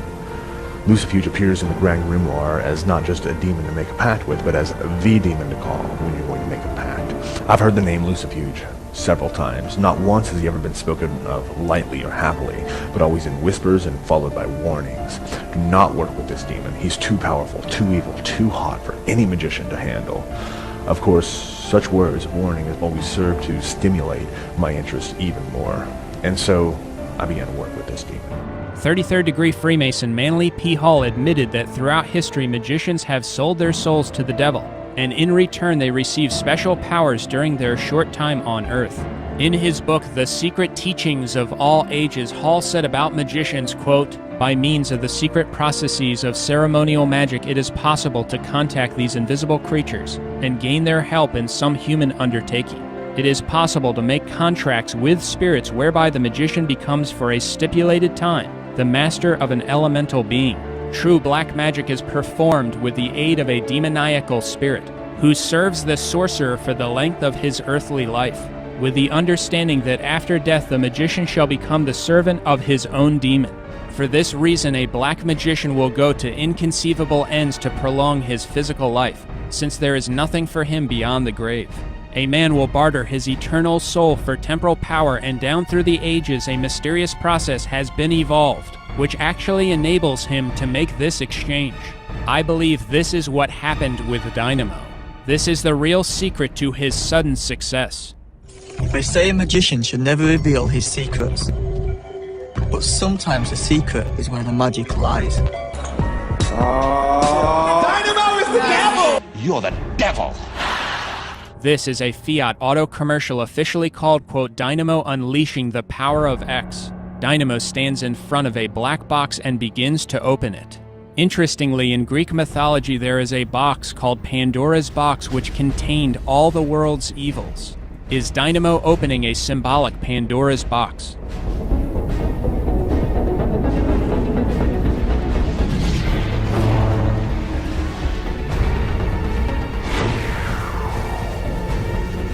When we change perspective, our true potential is unleashed. Are you ready to see the world in a new light?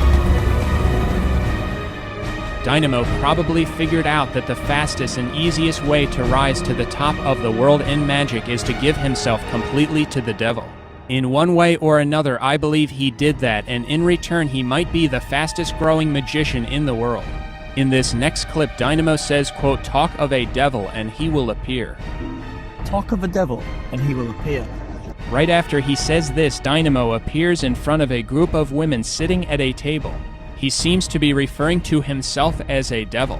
Some might find it difficult to believe that Dynamo would worship or submit himself to the devil for fame, fortune, or special abilities. So now we're warmed up a little bit, I want to show you how to win the lottery. It's a technique I use that I call cheating. But consider that he is a complete pagan and completely accepts all kinds of grave sins. So if you are homosexual out there and you're afraid of coming out, don't be afraid, because we'll welcome you with open arms, won't we? Because we've all got love in our hearts. Yeah. Don't matter what creed, flavour, anything you are, we're all humans and we're in this together. Because together. On this particular evening, we were on our way to a nightclub. When we were younger, it was always tough getting into places. The bouncers would always hassle us, and I used to perform just to get us through the door. Now, things are different. You can get grown men brought to tears, but then on the other extreme, you get women fainting. Sometimes you get women throwing themselves at me, which is kind of cool.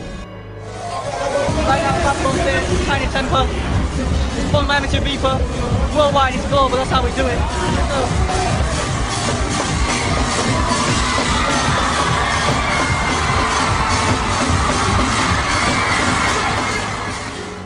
Do you ever use your powers for evil, i.e. seducing women? I don't really think I need to use my magic to seduce the women. I think I might do alright.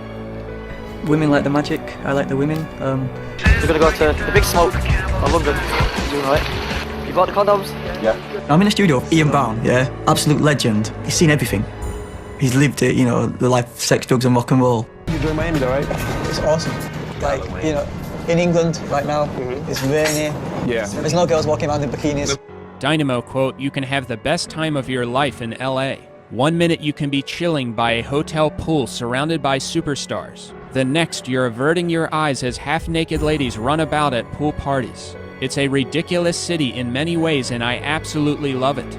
The craziest parties every night, and my feet barely touched the ground as I went from one glamorous party to the next. Also consider the statements already covered in which Dynamo openly admits that his goal in life was to become famous through magic. When I get out of hospital, I want to do something to leave a legacy, because if I had died in hospital then, what would people remember me for? I decided I'm going to do whatever it is, whatever it takes to make a career in magic. You know, and I suppose that was probably the birth of Dynamo. But I think my main thing, which is, you know, which I kind of decided when I was in hospital many years ago, before I had the operation when I nearly died, that I wanted to, if I had died then, would people remember me? You know, I wanted to leave a legacy behind, and for me, the only way to leave a legacy was through magic.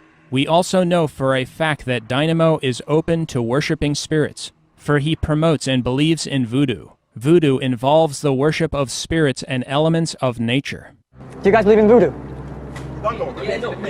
Yes, we do. Yeah? No, let go there. Hold it at the top. Like me, yeah? This is like voodoo, yeah? I'm going to take the glass that's smashed over there already. Watch. Just give it a little shake, ring it like a bell. I'll stop.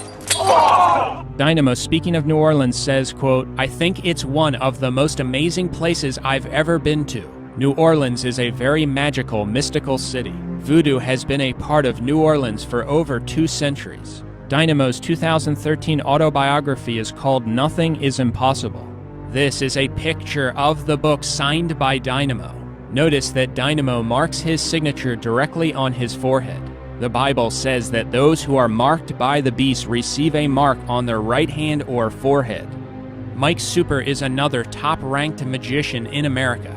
Many years ago, NBC searched for the top 10, quote, mentalists in the world, and Mike was voted the winner of the NBC TV show Phenomenon. In this clip, a person on stage randomly selects a time, and Mike makes that time appear on the right hand of everyone in the audience. Concentrate on my hand, focus here. Take a deep breath in, and it's done. You have been blinded. Mike has also been a finalist on NBC's America's Got Talent. Tonight, I'm going to be doing this completely in the blind. We're going to raise a cloth as you shuffle. Good. Now I want the cameraman to come in tight. Now go ahead and cover me up. 3, 2, 1.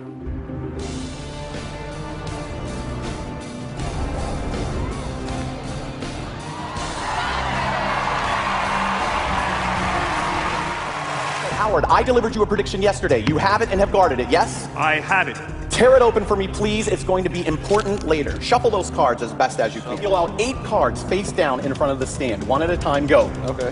1, 2, 3, 4, 5, 6, 7, 8. Perfect. Okay. We took up a random offering tonight from random audience members' bills. I want you to each take a look. Each serial number is different. That's going to be important, all right? Now, I'm going to throw you into this booth along with this money. Nick, step into the cash booth. All right. All right. Now, I'm going to make it rain on you, Nick. Hey, man! These bills have traveled around the world. This is a global prediction. Nick, pick one quickly for your own safety. He's got it. Now, keep that in full view, Nick. Keep it in full view. Good. Now, step on out. Step on out. That was awful. That was all right. You did great. Walk to the camera. I don't want to touch it just yet. Don't let go of it, but I want you to turn it. Okay. I don't want people to think I'm switching the bill. Out of all of the random bills that could have ended up here tonight, right, you selected this one. Yes. Yes. I'm going to ask you to read just the first digit. Forget about the letters. The first digit. Okay. 7. 7. Check it out. One of the cards. Oh. 7. Oh. Keep going. 5. Faster. Yes. 6. Yes. 1. Yes. 3. Yes. 7. 7. 4. 4. 5. 5. An exact match. But wait, Howard, this bill could have been anywhere yesterday. It ended up here tonight. I gave you that prediction in advance. Take it out. Take it out. Now, you'll notice it's in code. I'm going to set the bill right there. All right, it is lit. Now watch. Go ahead. I want you to get a tight shot there. I gave you this days ago. I want you to see how that literally magically changes. It's doing it slowly because the butane torch doesn't want to light. I know. Yes. Proving that this is a live show. Now, Howard, check it out. If I go all the way. Wow. There it is. 7. In advance. There it is. 7, 5, 6, 1, 3, 7, 4, 5. A global prediction. Look at you. Look at you. Mike says he's able to perform his magic through a spirit he has known since his childhood named Desmond. The spirit introduced itself to Mike when he was a child when it wrote its name supernaturally on a chalkboard over and over again. In my childhood, I had a supernatural spirit attached to me. His name is Desmond. And to this day, I don't know exactly what it is. Some people have called it an angel, some people have called it a spirit. He's a big reason that I'm doing the show tonight. I'm going to introduce America to Desmond. Desmond came to me when I was about 6 years old. I had a chalkboard where he would write, "I am Desmond." This kept happening until one day I just said, "Hello, Desmond," and it stopped. And then other things started to happen. Working with a spirit energy comes with challenges because there's no control. So if Desmond doesn't show up, there's literally no act. Desmond has to show up. I can understand why you say that, yes. He's my spirit energy that I've sort of had a little communication with throughout my life. Ever since I was a kid, I wanted to make magic something that was interactive. I wanted the audience to experience it firsthand. Mike's, quote, interactive magic includes having his, quote, spirit friend, Desmond, possess others. Whatever I do to this doll, Desmond is going to make you feel. So I need you to sit up straight, close your eyes. Good. What does that mean? I've placed Desmond inside of you, Mel. Mike does magic using his voodoo doll and sells autographed items promoting voodoo magic.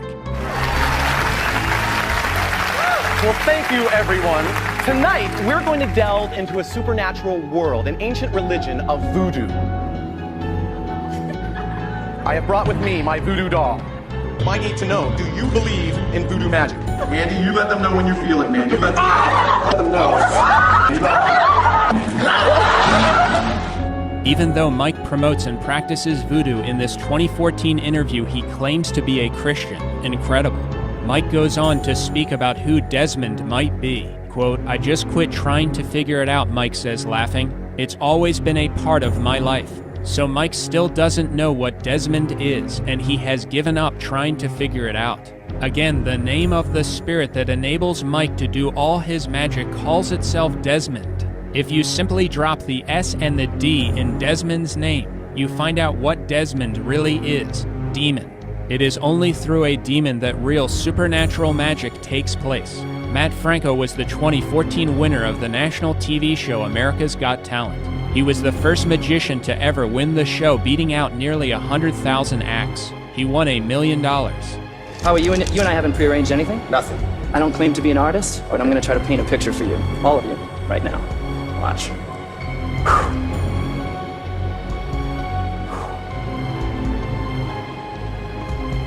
Oh. Oh, wow. It's me. It is. Watch. Mel B, for the first time ever, what was the card you thought of? Go ahead, say it. Seven of the Hearts. Seven of Hearts. Wow. Oh! Awesome. That's ridiculous. Speechless. Matt says he has been obsessed with magic starting from the age of 4. My name's Matt Franco. I'm 26 years old, and I can do magic. I am the biggest magic nerd you're gonna meet. I think my brain might be an encyclopedia of magic. It's just a complete obsession for me. And it has been since I was 4 years old. Well, that's not how it's done. Oh, no, now I know, man. I still don't know how you do it. I've been doing magic since before I could read. It was something I saw on TV when I was about 4 years old, was just completely inspired by it. Right. That was it. I was done. That's what I wanted to do. So it's crazy to think now that could be me inspiring kids to do magic. That's an amazing thing. So I have like 2 copies, at least, of every magic show that has ever been on television. I saw magic on TV when I was about 4 years old and just decided I was going to stick with it. I fell in love, and here we are. Do you remember who it was that you saw? No, I was too young to even know, so I don't know who I was watching. Maybe it was a David Copperfield special on CBS. It was one of those specials with a bunch of magicians on it. Oh, wow, okay. So I don't know who it was or why I was watching it, but we were tuned in. Next thing I know, I'm begging my parents to get me a magic set, and I'm doing it in kindergarten for show and tell. Watch. 2 of spades, okay? We're getting nice and tight on that. I'm gonna leave that right there. Take your other hand and cover it for me. Okay. Perfect. I'm gonna try to pull it out without you feeling it. Keep it tight, okay? Okay, tight. I want you to resist. That's not it, right? This is the jack of diamonds. Right. Watch the jack. Ready? 1, 2, watch the jack. No. No. Open your hand, look. No! No way! Blinker, you'll miss it. Ready? Look. Visualize your card right there. What? What? Oh my goodness. No. Stop it. Watch the king of clubs. I'm gonna do this really slow. On your hand, take your other hand, cover it. Okay. All right, now yours was what? 8 of hearts. Watch the 8 of hearts. Ready? Don't blink. 1, 2, watch the 8. Oh, no. Whoa. And you did not move your hand. Open your hand, look. I don't want to do this. Turn it over, show the camera. No. Check it out. No way. Shin Lim is a famous American magician. Growing up, it was his desire to become a professional piano player, but at college he developed carpal tunnel syndrome in both hands. He then decided to become a professional magician, and in only a few years he has already become one of the top magicians in the world. He can cause things to instantly appear and disappear. All right, watch. Once more. You can actually see the coin vanish and then reappear. Watch. Once more. Up. We'll do it again, but this time with a deck of cards. Whoa. Darcy Oak is the biggest magician in Canada and one of the fastest growing magicians in the world. His magic videos on the internet have over 100 million views. Darcy started practicing magic at the age of 10. Darcy was also a finalist on Britain's Got Talent. This is the biggest magician in the Middle East. His name is Ahmed El Baid. His start in magic began at the age of 5 after his grandfather taught him a trick. He has worked many false signs and wonders in his area of the world. Notice that he, like many of the other top magicians, likes to wear a shirt with a skull on it. Those who are into the occult have a fascination with death. God says in Proverbs 8:36, quote, "All who hate me love death." Hell is also eternal death. Revelations 21:8, the Bible calls hell the second death, the one after a person's physical death. That's why these magicians clothe themselves with death. Their magic comes from hell. Deep into my eyes, you're gonna feel a surge of energy. It's a scary moment for the 18-year-old. What do you see?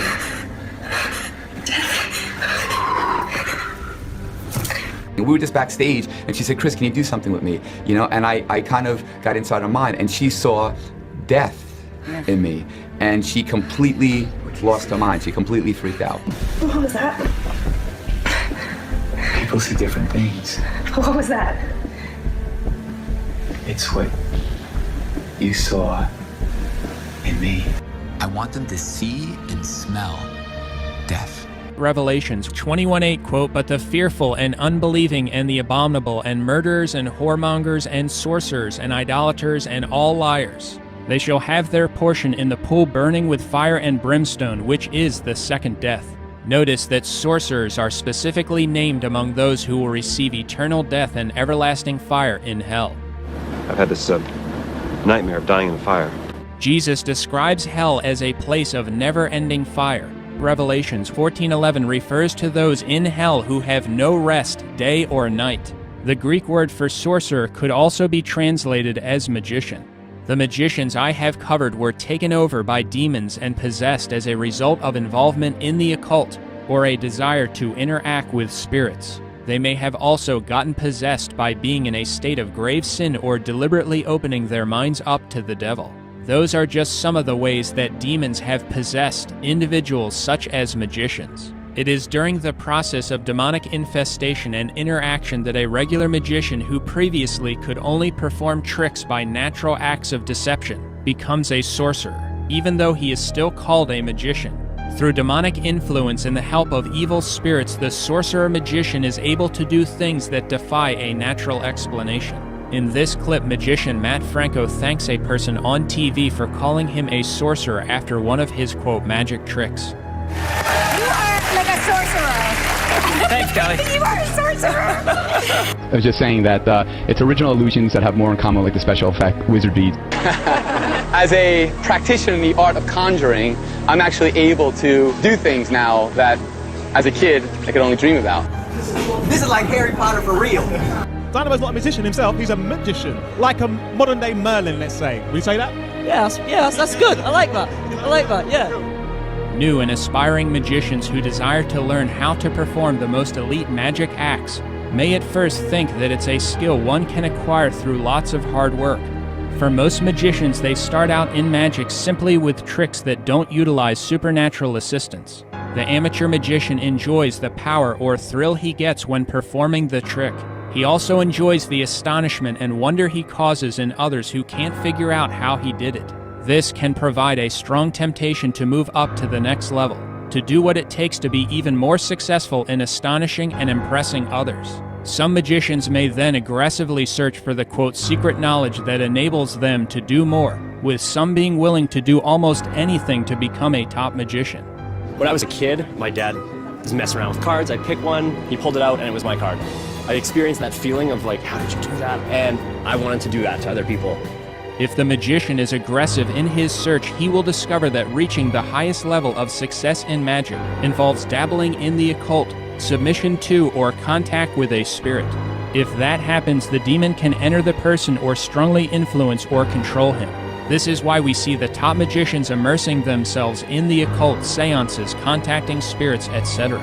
The true God has revealed that practicing magic is similar to playing with a Ouija board. It's a way people open themselves up to demonic possession. Sadly, some are willing to let the devil have some control if it will enable them to achieve success or get what they want.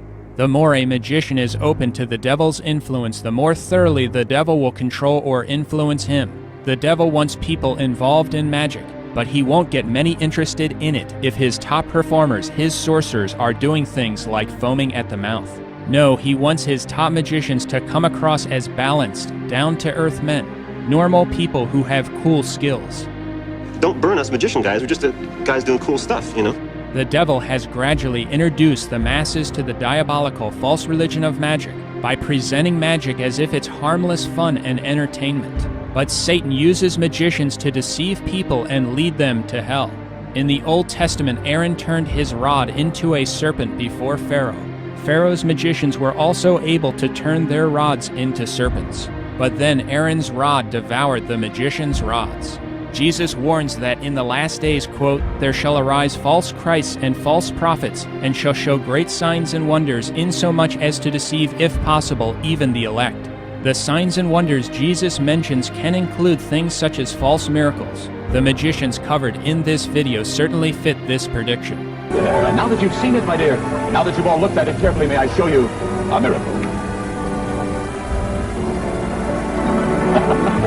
She says, that's impossible. Of course it's impossible, that's why we do it. And you wouldn't believe it, but you can create a miracle with just about anything. Earth, wind, fire, water. How can I manipulate those elements to create an apparent miracle? We're gonna have to create miracles.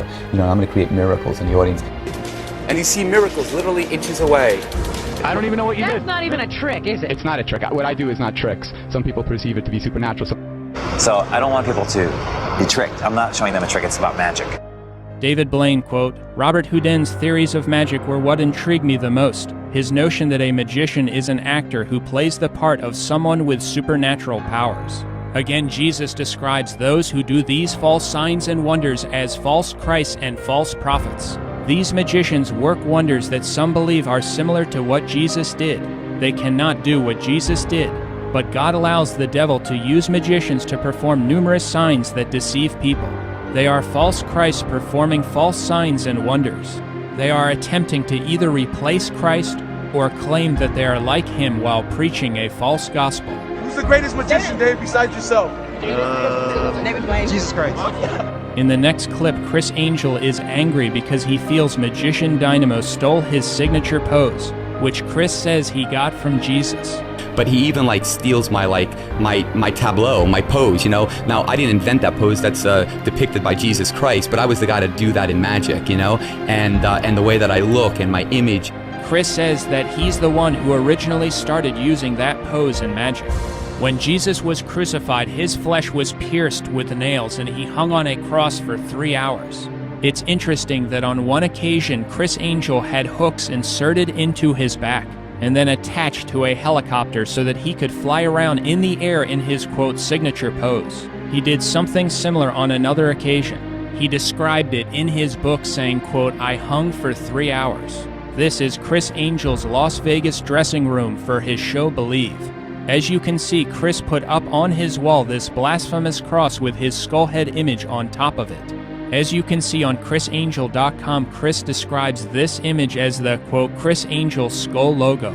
So he puts his logo on the cross and places it up on display on his wall. This is a blasphemy against Jesus Christ. This is a famous Greek magician who has levitated on a number of occasions. Notice how when he levitates, one foot goes over the other. Most believe that when Jesus was crucified, one nail went through both of his feet.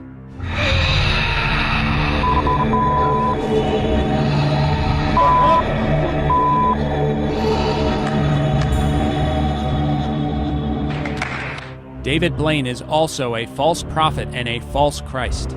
In this clip, notice that he puts his arms out like he is Christ being crucified. Blaine uses words to describe his, quote, miracles that have been used to describe real miracles of God. Quote, for those who believe, no explanation is necessary. For those who do not, none will suffice. At the end of his interview on a show, Hans Klock was asked to do some tricks. The person doing the interview says Hans is, quote, like Jesus. What I really want to see, Hans. Yeah. I want to see those hands. Those hands. Do some tricks. Okay. I'll show you some sleight of hand. What's this? And the Dutch are quite famous for doing this. Hey! I show you some. Wow, that is proper good. Some more. Look. I'm stood right next to you. Look, I have cards. Yep. Just ordinary cards. Okay.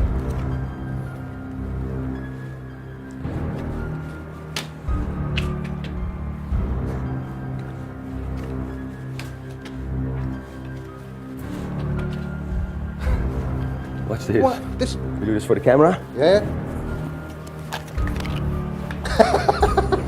I do one more for you. This is one of my first tricks. Beside the bottle one. Bring it on. It's ordinary newspaper. Yeah.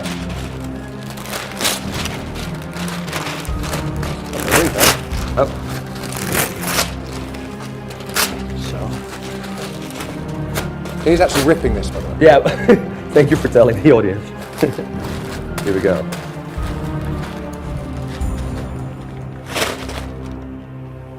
Whoa! Here you go. Thank you for the interview. Oh, you can keep this, by the way. This is a present. That is astounding. Thank you. You're like Jesus. Some of Jesus' most well-known miracles were walking on water, multiplying loaves and fishes, and changing water into wine. This is a magician named Yif. He is the most famous magician in China.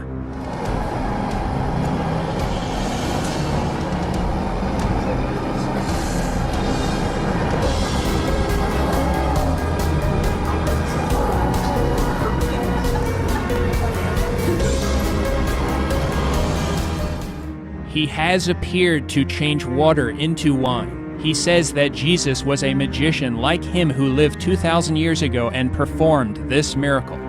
Attempting to be like Jesus, Chris Angel walked on water when he walked on Lake Mead, which is located near Las Vegas, Nevada. Dynamo walked on the River Thames in front of thousands of people. This was the key moment in Dynamo's career as a false Christ and a false prophet. Dynamo described this event as, quote, the moment I'd been building up to my whole life. The false Christ Dynamo also appeared to cause many fish to come out of an empty bucket during his trip to South Africa.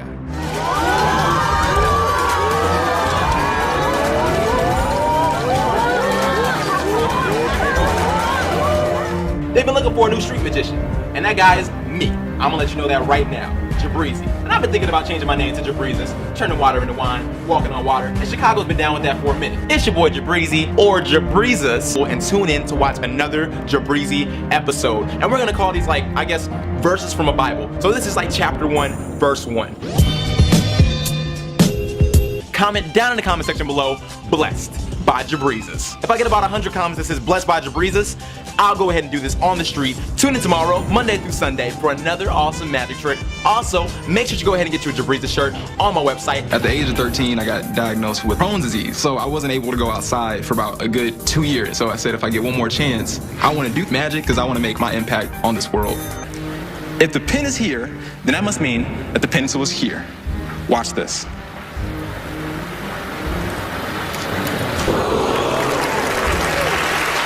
goes here, then that must mean that the pin is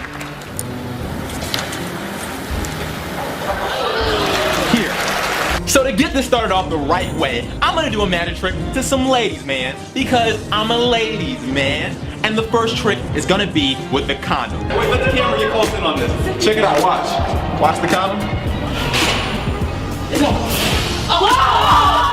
I'm gonna try to make these straight places. What? Watch.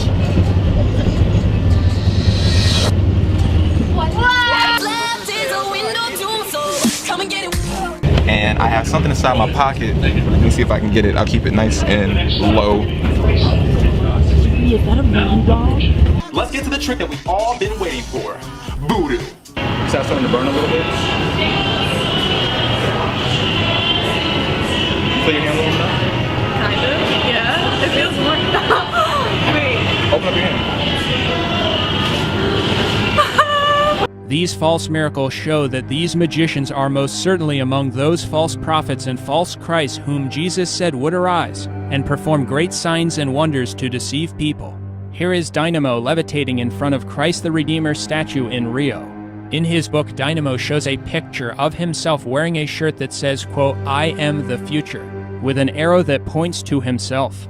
Dynamo also said, quote, "I like to think my performances are larger than life," end quote. Who knows, one day maybe I will move the moon like Superman did. Earlier in this video, a magician was shown who openly states that he makes contracts with demons for special powers. On his YouTube channel, he says you can, quote, "become a living god," and on his website, he says you can, quote, "learn secrets most people will never know about godlike power." You're about to learn secrets that most people will never know about godlike power.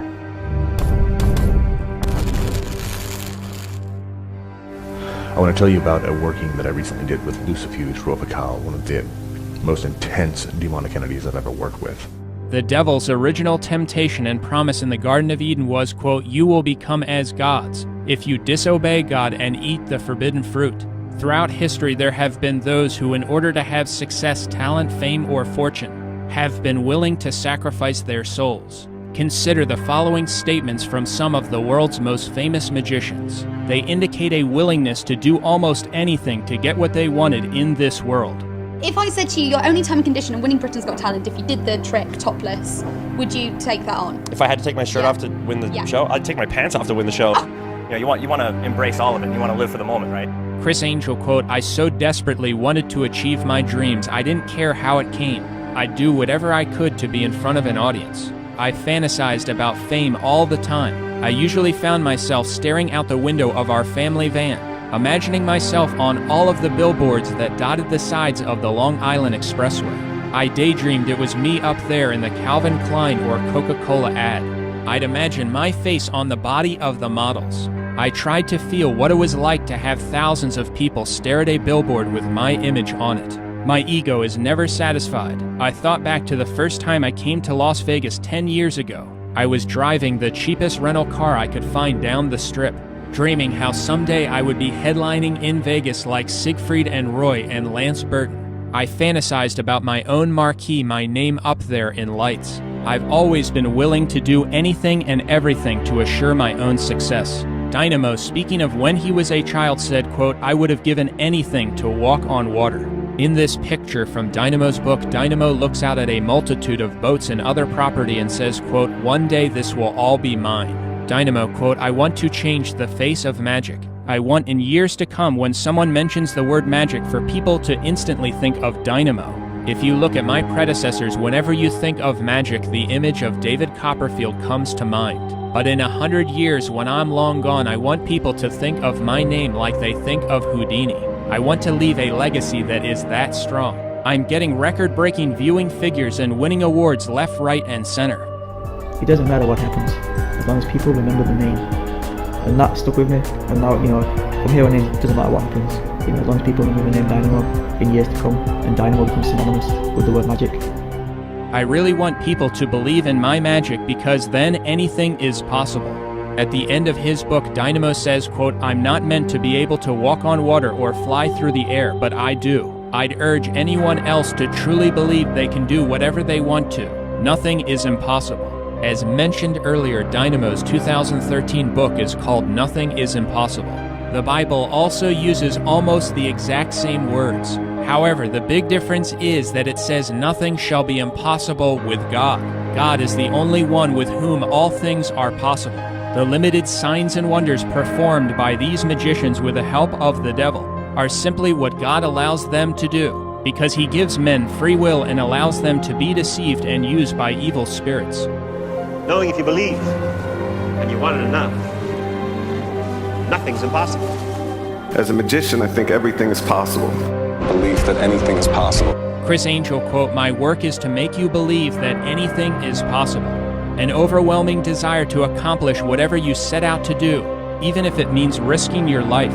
Magic is also a false religion because top performers frequently and unnecessarily risk their lives for the entertainment of others. This is a violation of God's commandment. In fact, many magicians admit that they constantly put their lives at risk for the entertainment of others." And it's just really good to have everyone talking about the magic. The thing I love most is that I get to do what I love. I put my life at risk at sometimes, like in this instance, for people's entertainment pleasure, and I just hope I keep enjoying it. You're not going to believe our show. Tonight, I'm going to hang upside down from a burning rope and risk my life for your entertainment pleasure. We are minutes away from David Copperfield putting his life on the line. Once the torch starts burning through the room, he'll be on a 90-second race with death. Tonight, what I'm going to attempt is not an illusion, but rather an escape where the consequences could be deadly. I'm willing to do whatever it takes to win this show, and if that means risking my life, then that's exactly what I have to do. Tonight could end catastrophically. In his book Behind the Illusion, Darcy Oak describes himself by saying, quote, "I'm a real person who's prepared to put his life on the line for your entertainment. In a sick sort of way, I really like being in danger and getting myself out of those situations." Darren Brown's acts of, quote, entertainment included risking his life playing Russian roulette on live TV. Brown put the gun directly to his head while pulling the trigger, attempting to avoid the one loaded chamber. And also, James, I've signed a disclaimer. I've signed a form that absolves you from any legal responsibility for this, all right?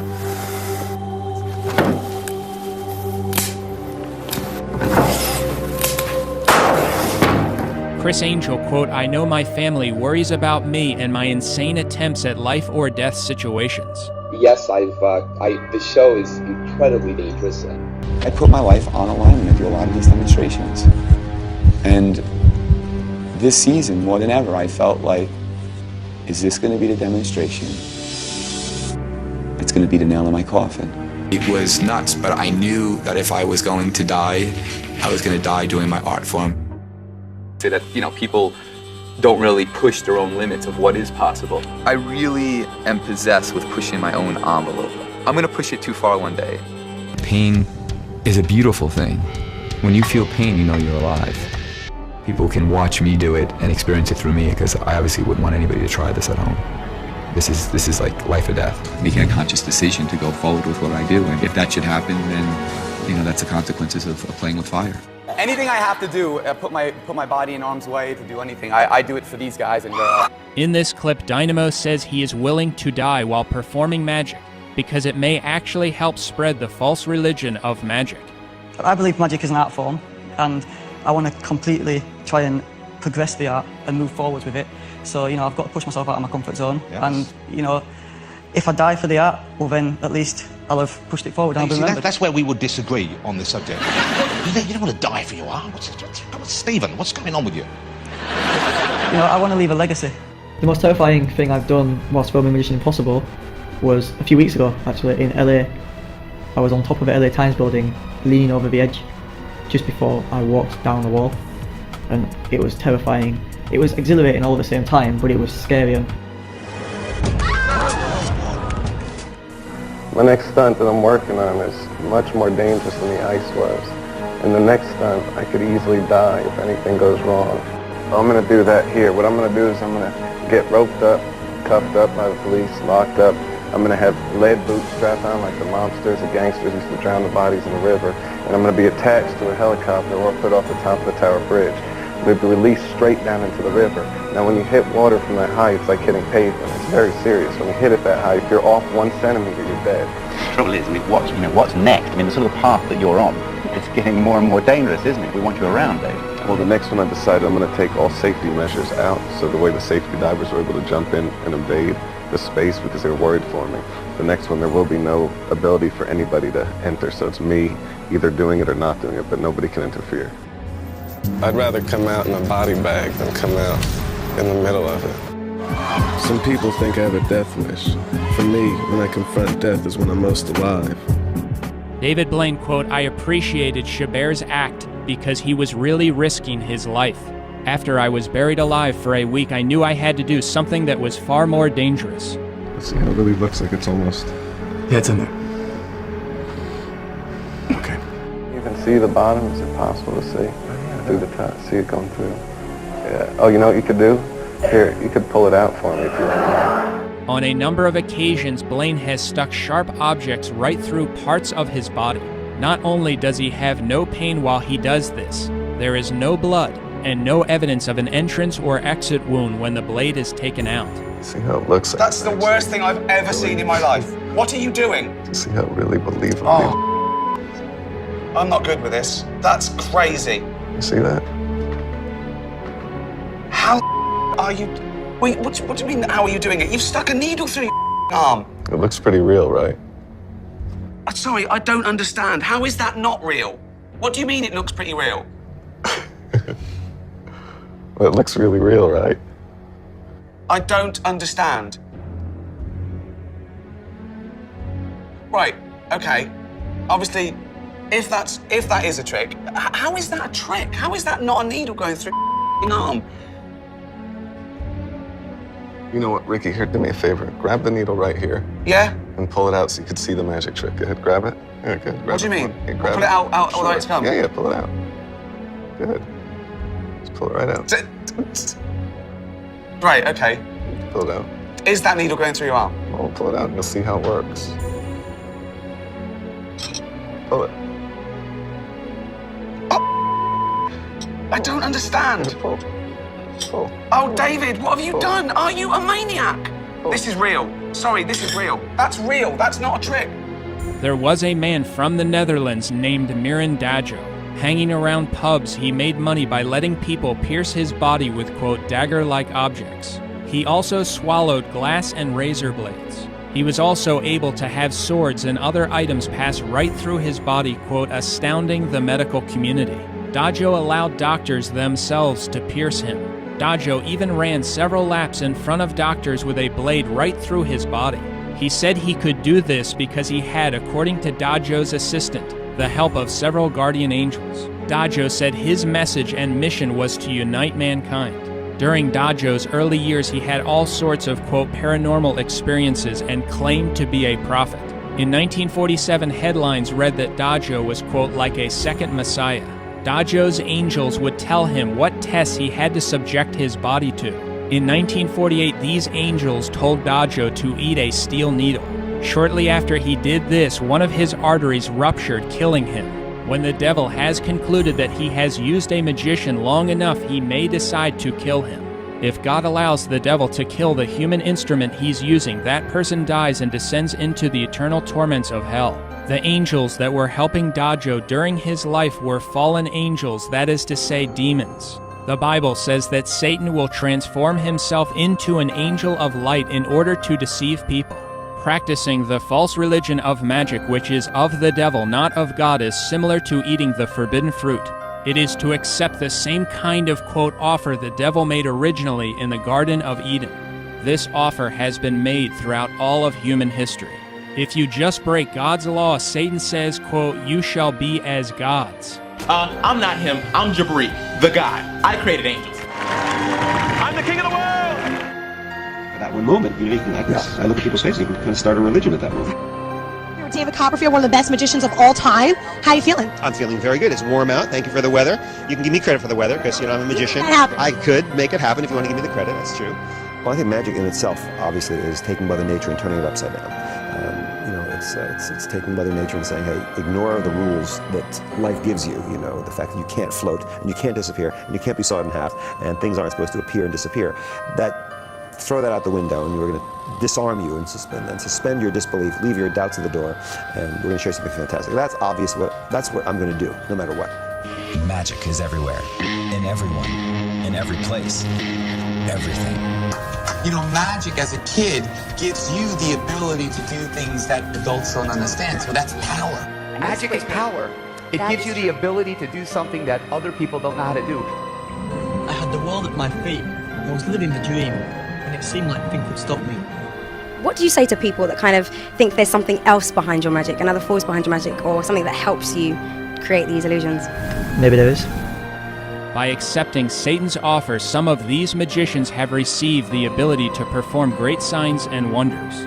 They also receive incredible wealth, fame, and the world's praises during their short time on earth. Matthew 4:8 says that the devil showed Jesus all the kingdoms of the world and the glory of them. He told Jesus that he would give him all these things, quote, "If falling down you will adore me."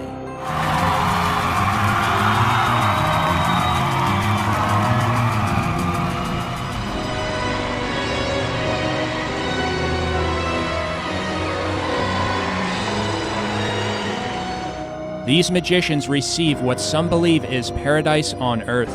David Copperfield owns 11 islands in the southern Bahamas, described on his website as, quote, "truly paradise on earth."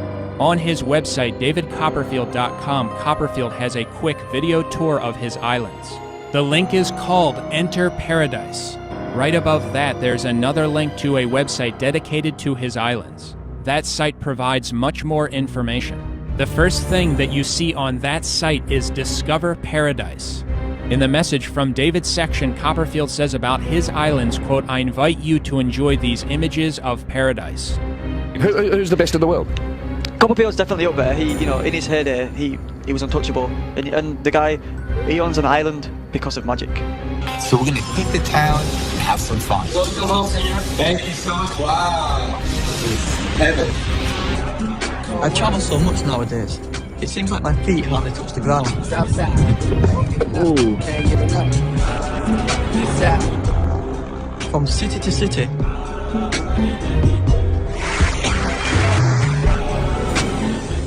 Country to country. Growing up, I took cards with me everywhere that I would go. I never dreamed that those 52 cards would take me all over the world. When I was a kid, I used to dream about a place where anything was possible. A world where I could do anything and be anything I wanted to be, and nothing could hold me back.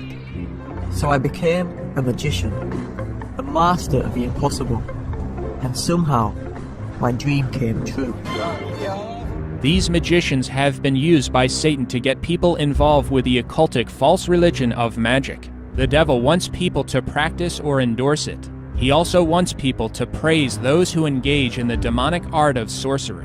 This is a way the devil implicates people in mortal sin. It's also how he possesses people or brings them under the control of demons. Before the judgment seat of Christ, the devil will then be able to accuse and convict numerous souls of breaking God's law through their endorsement of or direct involvement in sorcery. He's with me here tonight, and I would like to introduce all of you to my spirit energy, Desmond. Okay. Including you, Heidi. But I need you all to be open to it. Are you open to meeting Desmond? Good. What I need is your participation. This 2010 article on Chris Angel said that Chris, quote, plans an interactive mind-reading experiment to connect with viewers on their cell phones and through their TV sets while the program is broadcasting. David Copperfield has held many magic show specials on national television over the last 40 years. In these specials, as well as in his regular stage performances, he frequently asks for volunteers to participate in his magic acts. During his TV appearances, Copperfield would also ask the viewing audience to participate in his acts of sorcery. He's not kidding. In fact, when we do this, it's the first time where you at home are going to actually participate in an illusion. And it's important that when we ask you to get out of your chairs and actually touch your TV screen. And if you do, you're going to experience something really, really incredible. Yes, right. Come right up here and touch my finger. Come on, touch my finger right there. Are you touching it? Stay where you are, because in a minute I'm going to ask you to touch your TV screen, and you're not going to believe what you're going to, follow my instructions exactly, you're not going to believe what's going to happen. It's going to actually happen to you right at home. And everyone at home will see the magic just like you see it here with our live audience. Oh, and everybody at home get a deck of cards ready, because later in the show I'm going to try to make the magic happen right in your own living room. Sound good? Your hands. come up really close to the TV set. Come on, get out of your chair. Come right next to the TV so you can touch the screen. Later, you will be asked to touch your television screen and take part in an illusion with David Copperfield. Follow his instructions and you'll experience the magic right in your own home. Get ready to touch your television screen and experience the magic right in your own home. It's your turn to get into the act. The only thing I ask you is to come up to the television, close enough to touch the screen. It's important that you can touch the screen because you're going to feel and experience something totally amazing. In this clip, Copperfield asks the crowd and the national TV audience to venerate or worship him. Everybody go like this, go like this, everybody go like this. Go like this. Everybody, at home too, go like this. The message on the screen tells the viewers at home to, quote, do it now. Everybody try this. Close your eyes, close your eyes. Close your eyes. Do it, close your eyes. Later on, Copperfield speaks to those who volunteered to participate in one of his magic acts. He tells them that he is sending them to hell, that hell is hotter than Hawaii, and that they will be seeing familiar faces in hell. It's totally out in the open. We have nothing to hide. You all look a little scared. Don't worry, we're just going to send you all straight to hell. Hell is just like Hawaii, only hotter, with more familiar faces. After you get your flashlights, I'm going to have you close your eyes and picture your perfect place. That's where you're going to go. I need you all to raise your right hand. People in the audience, raise your right hand, raise your right hand. We're not going to cut the camera. Keep it rolling. Take them up into the air. Witnesses, make sure you can see all the way around the sides and behind.